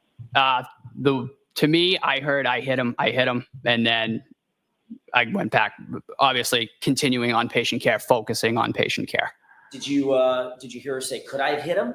I heard I hit him. That's what you believe at this point. That's what I heard. Okay. Where exactly were you? I was crouched at the head of Mr. O'Keefe. Okay. You were asked that exact question at the grand jury, correct? To describe where you were and who was doing what? To my knowledge, yes. Okay. You were asked a question when you spoke to her and she said, I hit him. Were you with the other representatives, sir, there at the time? Were there other people around you? You remember being asked that question by a grand juror?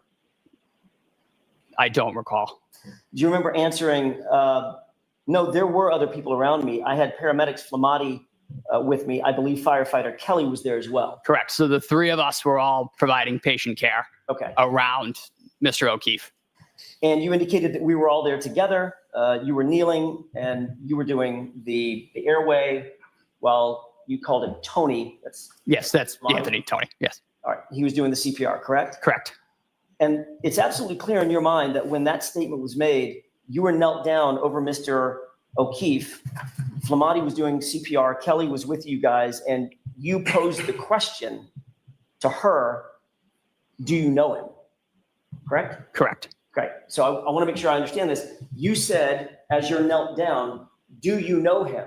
Directly to the female, and she answered your question with, I hit him. Yes.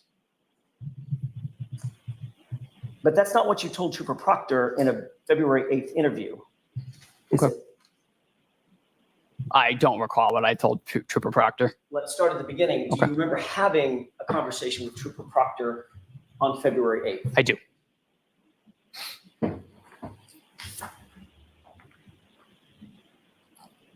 That was obviously much closer in time than your grand jury testimony, correct? Correct. And years closer in time than your testimony now. Correct.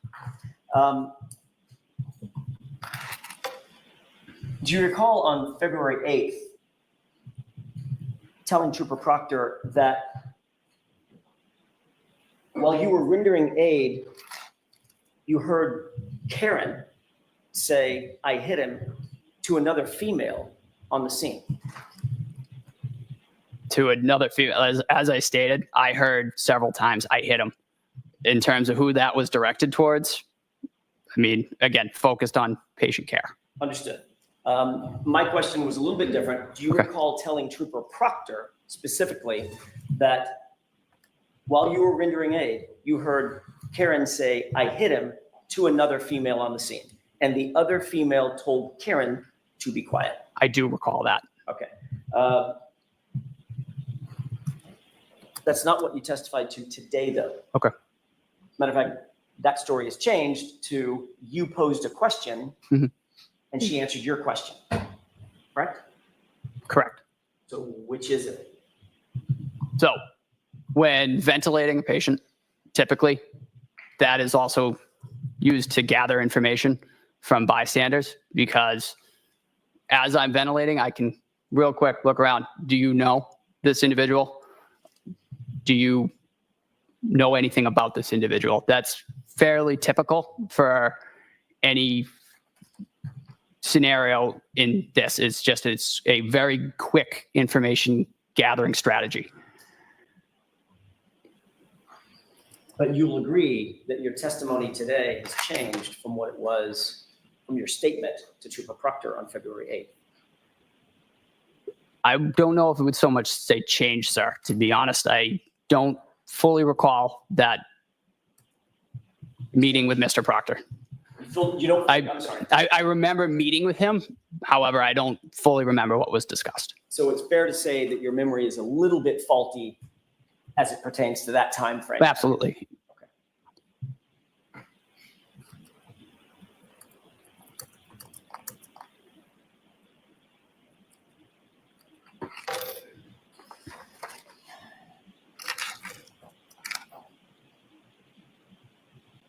When you went to the hospital with the patient, did you ever inform any of the doctors or nurses or medical professionals at the hospital that you had heard a female claim to have hit John O'Keefe, and that's the reason for his injuries? I did not give the report to the hospital. So the answer to that is no. No. You did not. As a first responder and a medical professional yourself, obviously you know that the cause and manner of the victim's injuries are incredibly important as it pertains to assessing how to treat that patient. Correct. Once you got back to the station and to take a breath, did you write any report? I did not. No, I did not write the patient care report. So you didn't write a report, just to finish my question, you didn't write a report that said, by the way, while I was out at the scene, I heard a female say, I hit him, and that's the cause and manner of the injuries. Not to my knowledge. Well, you would know if you wrote a report that said that, Correct. and you did not. I did not write the patient care report. Okay. At any time that day or any day subsequent thereto, did you contact the Canton Police Department, which were the first responders? I did not. Let me finish my question. And say, by the way, just so you know, I heard this woman say I hit him out of the scene. I did not.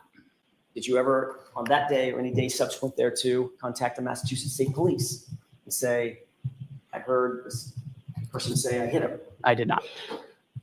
So the first time you ever repeated that statement was on February 8th with Trooper Proctor. Correct. And by the time we've come full circle to today, that statement has now pivoted.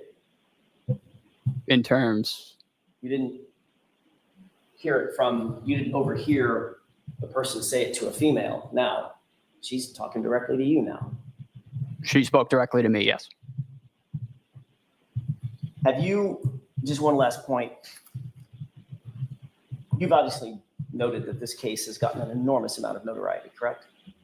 Correct. How many times would you say that you've discussed this case and this incident with your fellow firefighters? It's brought up around the station semi-frequently.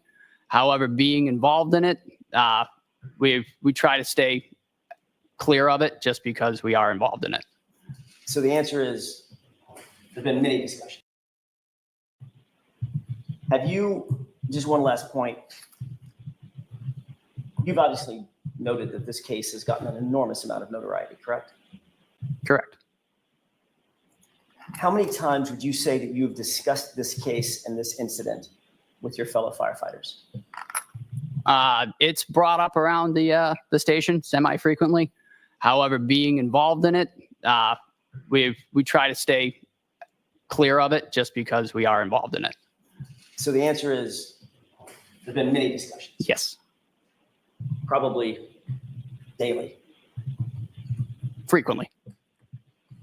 Have any of those discussions helped you with what you earlier described as a little bit of a faulty memory around that time frame? Objection, Your Honor. He can have that. Have they? Repeat the question for me, sir. Sure. Have any of those discussions helped you with what you earlier described as a little bit of a faulty memory? The memories that I have and the ones that I'm bringing up, I don't believe that they've changed. You know, I've played them over in my head to the best of my ability, and I don't believe my story is swayed.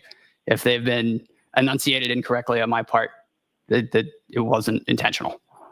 Understood. And, Yeah. and nobody's casting aspersions. Memory's a funny thing.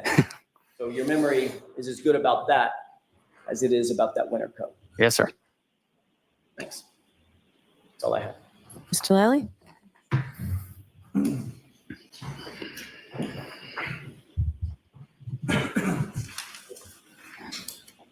Mr. Nuttall, when it comes to you being asked about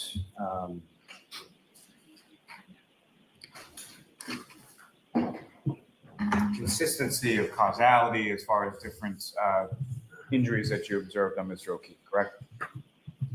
Rephrase that for me. Poorly phrased on my part. So you have been asked on cross-examination about some things that the injuries you observed on Mr. O'Keefe could be consistent with as far as having been the cause of those injuries, correct? Correct. And how many sort of myriad of other causality or how many myriad of other sort of things could have also been a cause of the injuries that you observed? As stated, a lot. It's not typically just physical altercations. It could be, again, a golf ball could hit you in the head. That could cause similar injuries. And just for clarity purposes, when you were asked about a particular time frame, were you talking about the time frame of January 29th, or were you talking about the time frame of February 8th when you met with Trooper Crawford? Sorry, sir, rephrase that for me. Let me withdraw that and move on to something else. So what, just again, for clarity purposes, when you were asked about some statements that were attributed to you to Trooper Proctor during an interview, correct? Correct. And so with regard to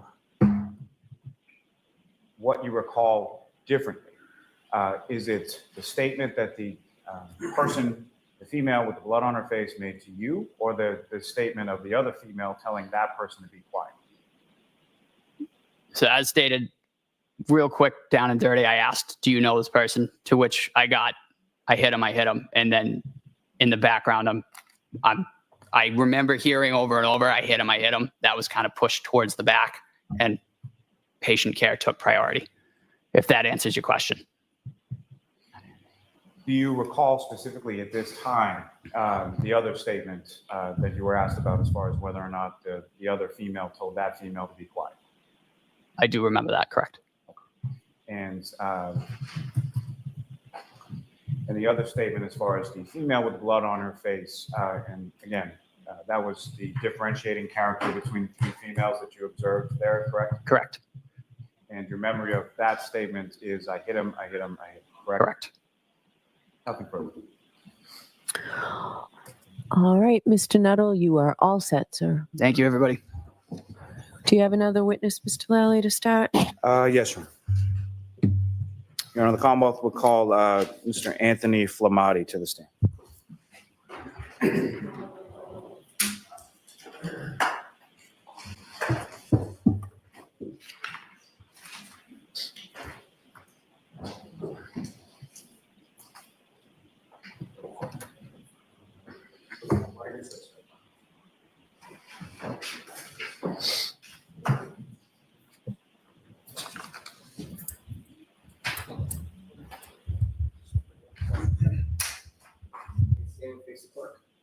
Raise your right hand. You solemnly swear the evidence you give the court and jury in the case now and hearing for the truth, the whole truth, and nothing but the truth, so help you God. I do. Thank you.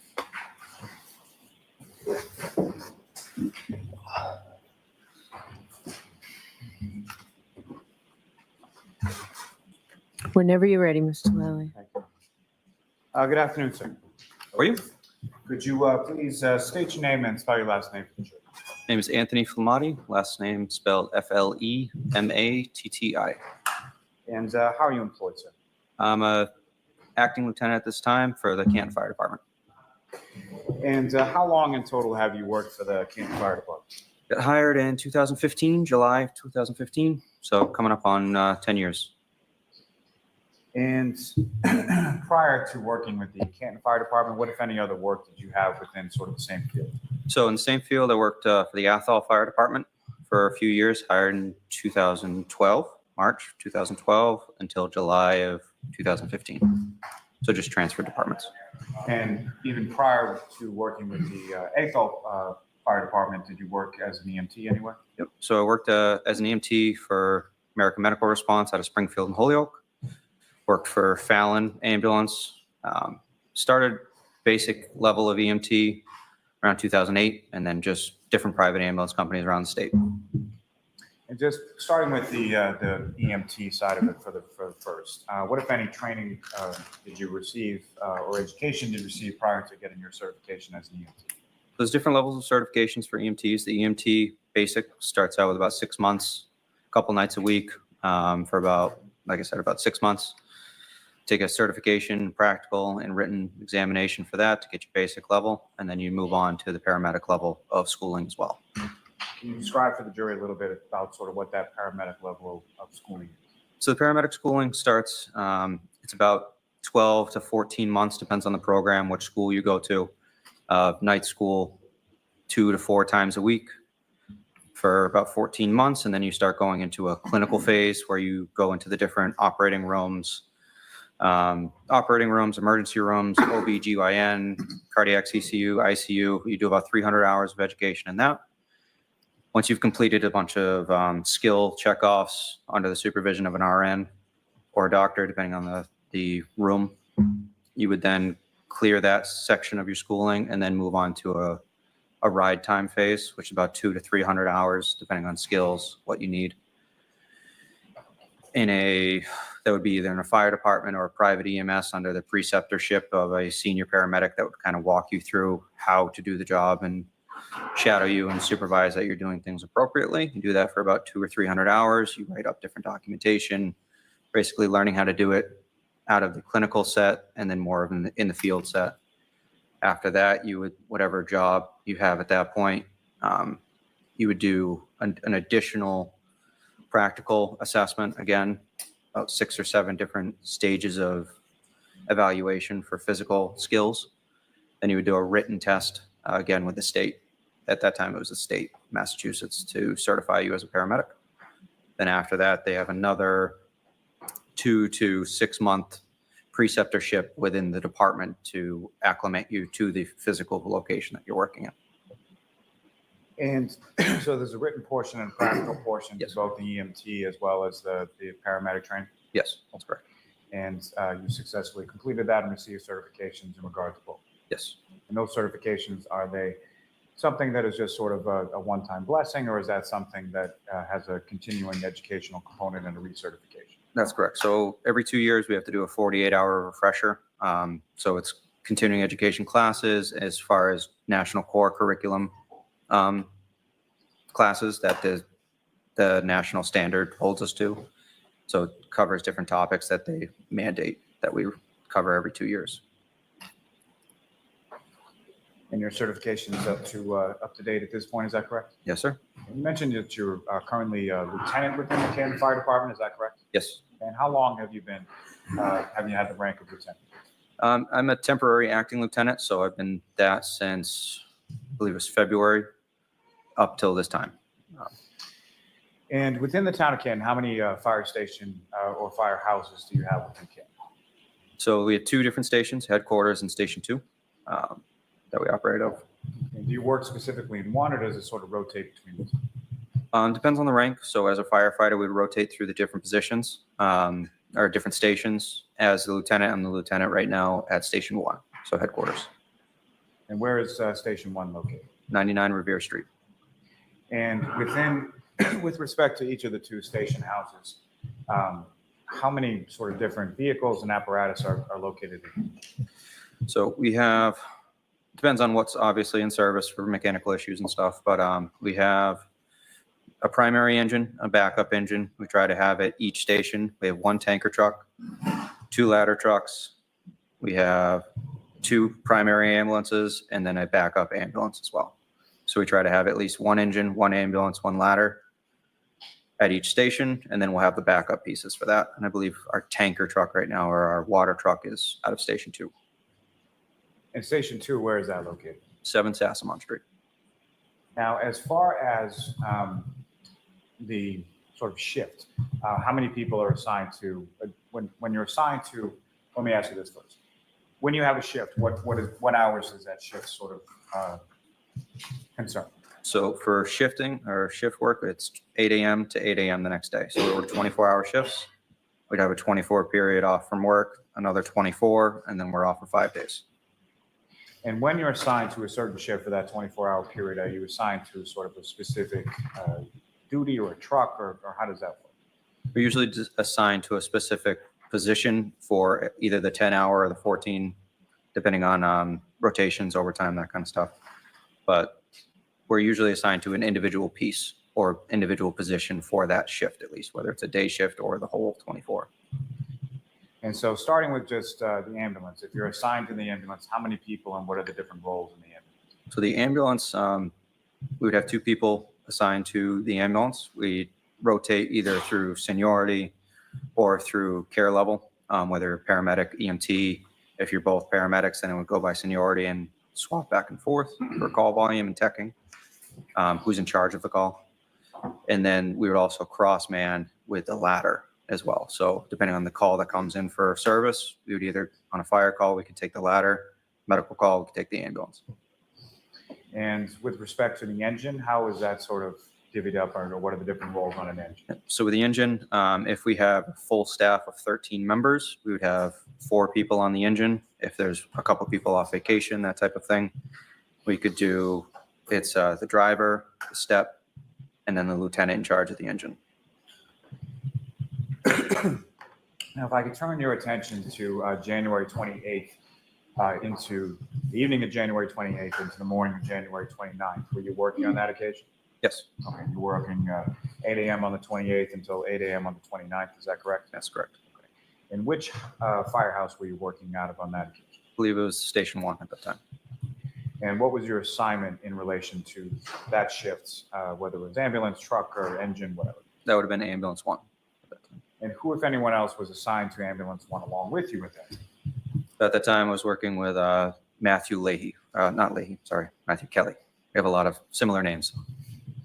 And what, if any, disparity was there between sort of the experience that you had versus the experience that Mr. Kelly had at that time? So Mr. Kelly had just started with the department at the BLS level at the EMTB, probably 2 or 3 months prior. I had just finished up his preceptorship, getting him onboarded as a new hire EMT, so very minimal experience at that time.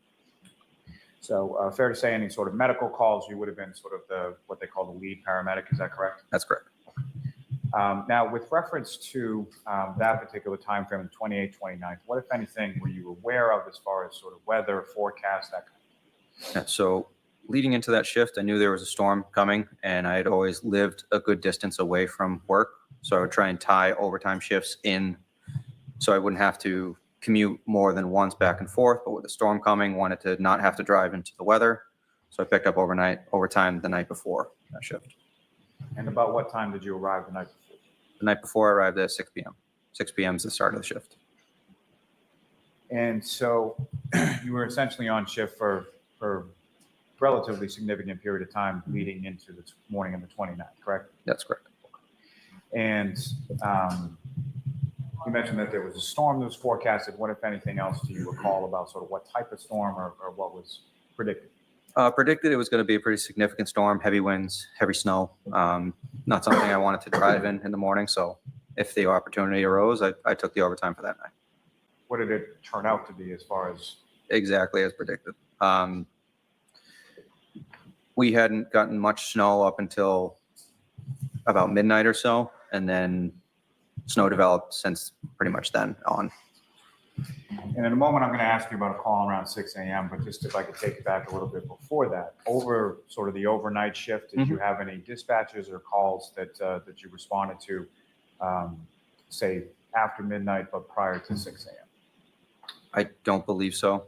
I don't recall how many calls were prior to that. That one was kind of the key of the night.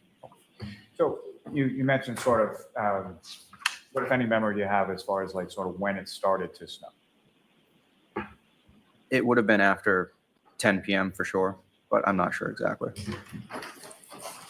Now, turning your attention to a little bit after 6 a.m., you get a dispatch for a medical call, correct? Correct. And just prior to that, what about time did you sort of get up, rise, and sort of, start doing things around the station that day? So shift change usually happens around 8 a.m. in the morning. It takes a while to get everything ready for normal business hours. We try and get the station prepped for public that come into the building or just people passing, going around. We try to prepare the sidewalks, the apron. So we get up around 5:30, if depending on call volume throughout the night. Sometimes we're up throughout the whole night. But we got up that morning around 5 to shovel, snow blow, salt the public walkways, that type of thing. And specifically when it comes to the apron, that's sort of the area in front of the garage doors, is that correct? That's correct. And so why is it so important to sort of clear off the apron as far as snow is concerned?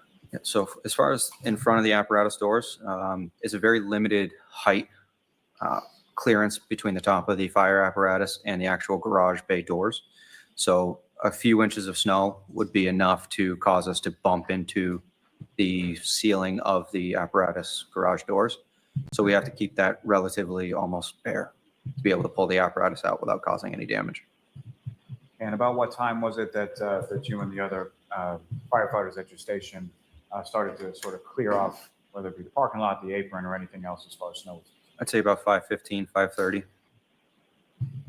And at the time that you get this call, shortly after 6 a.m., about how much snow was on the ground at that point, if you know? It's probably 4 to 6 inches. And this dispatch that comes in shortly after 6 a.m., what was the dispatch in regard to it, and where were you dispatched to? So we didn't have much information going out the door, just that there was a man on the side of the road. And we knew, due to the weather, there could be a significant call.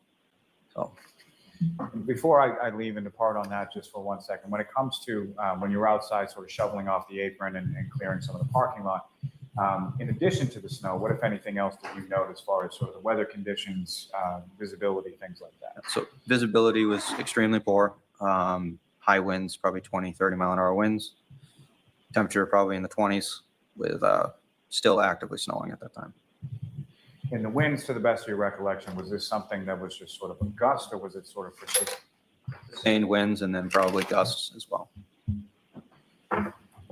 And so you received this dispatch and you, I'm presuming, get in the ambulance and go, correct? Correct. And who, if anyone, is in the ambulance with you when you respond? So responding in, I had myself, Matthew Kelly, and firefighter Nuttall had come in early as well to try and beat the storm and get in on time because he was scheduled to come in at 8 a.m. that morning anyways. But with the heavy snow, wanted to make sure he could get in and be able to relieve the people coming off. And within the ambulance, where was everybody sort of situated on route to the call? I believe Matthew Kelly was driving, I was in the passenger seat, and Nuttall was in the back of the truck. And as far as during the course of your going from Station 1 to the scene on Fairview Road, what, if anything, did you note as far as sort of the road conditions, visibility as you were driving? So that neighborhood is actually relatively close to the station, so you normally get there in a couple minutes, but it was slow driving over there. So I remember going pretty slow to get over to the scene. And as far as this particular time of day, what was sort of the lighting like at that point? Had the sun come up or anything like that? Sun had not come up yet. It was still dark, heavy winds, heavy snow, so visibility was almost zero. And as far as what, if any, other sort of apparatuses from your station were dispatched to this call as well at the same time? So the other call would have been, or the other vehicle would have been engine 3, and just engine 3. Car 5 will sometimes go. That's the shift commander for the department, depending on the nature of the call, how it comes in, and the ambulance. So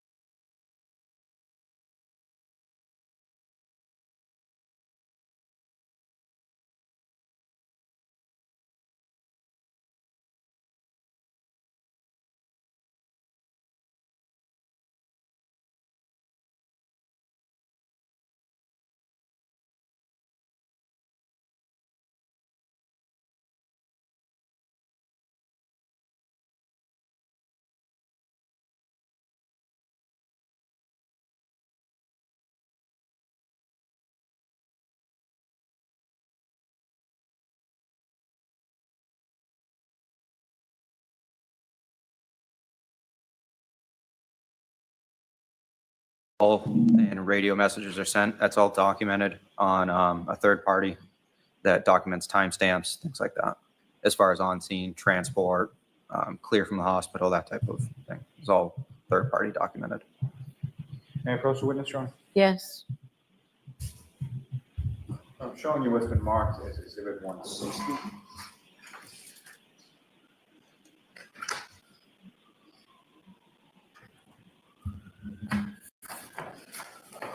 Specifically turning to the 7th page and asking you to direct your attention to the far right column.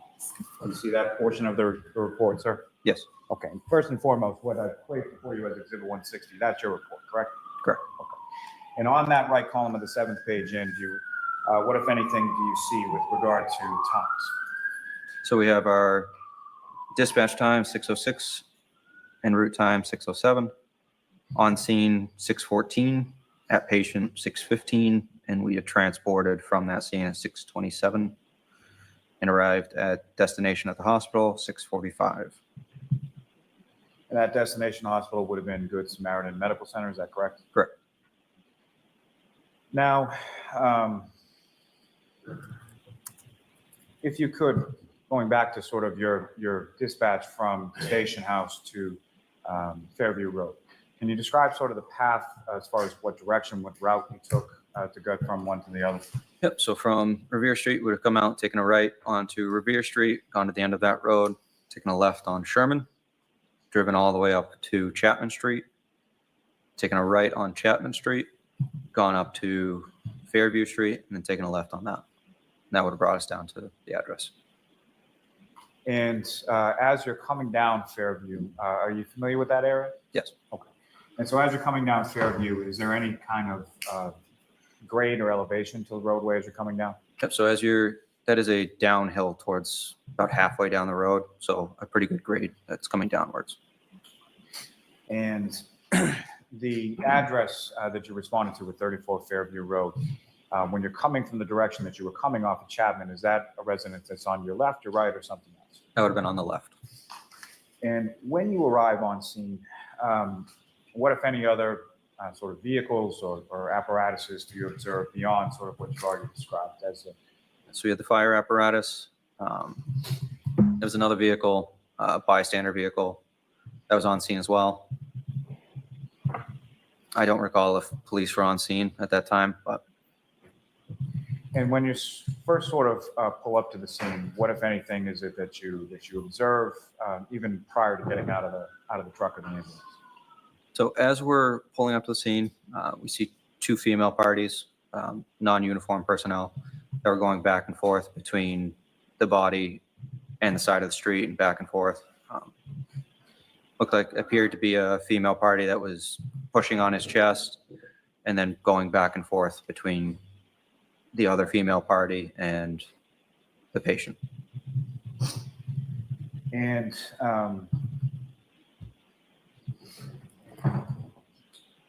again, so when you first sort of pull up, you're able to see the body on the ground, is that correct? It was, yes, you could see a body, but it was very hard to see that distance away. And do you recall any sort of like overhead or ambient lighting, street lighting or anything like that illuminating in that area? I don't recall. Now, this individual, as far as the person on the ground, at some point you were able to subsequently identify who that was, is that correct? Yes. Okay, who did you identify him? So identification won't normally happen right at that bedside. That's not really relevant to initial treatment. We found out who it was when we got into the ambulance and were able to do a more thorough search once interventions had started. So when you first arrive on scene, fair to say you're primarily or only sort of concerned with patient care, correct? Yeah, correct. To the point you sort of tunnel vision to the patient, correct? Yeah. So you arrive on scene and you get out of the ambulance and where is it that you go? So we then go grab all of the equipment that we're going to need to work on the patient, and then we bring that equipment over to the patient's side to be able to start treatment. All right, Mr. FLEMATTI, I'm going to stop you there. I'm going to stop you, Ms. Tallali. Jurors, that's it for today. We are not in session tomorrow. Remind you, please do not discuss this case with anyone. Don't do any independent research or investigation into this case. If you happen to see, hear, or read anything about the case, please disregard it, let us know. We'll see you on Thursday morning, and Thursday will be a half day as well. Thank you very much. All rise for the court, please.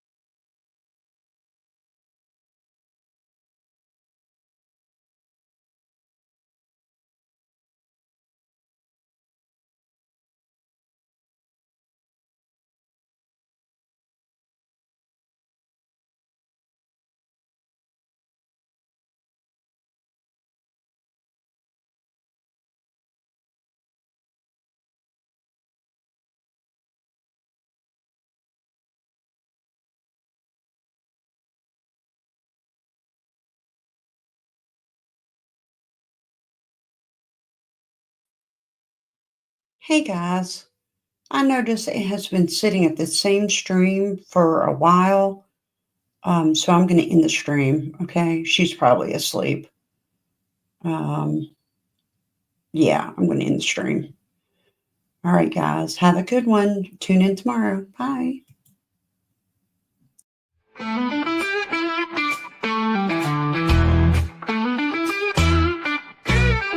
Hey there, thanks for stopping in.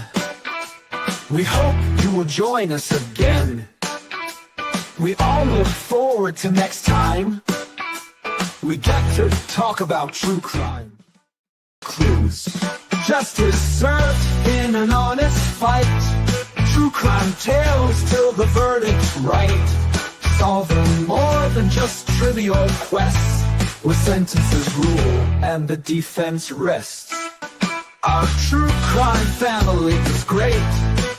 All types of topics we debate. Smash that like and ring that bell. Hit subscribe, you might as well.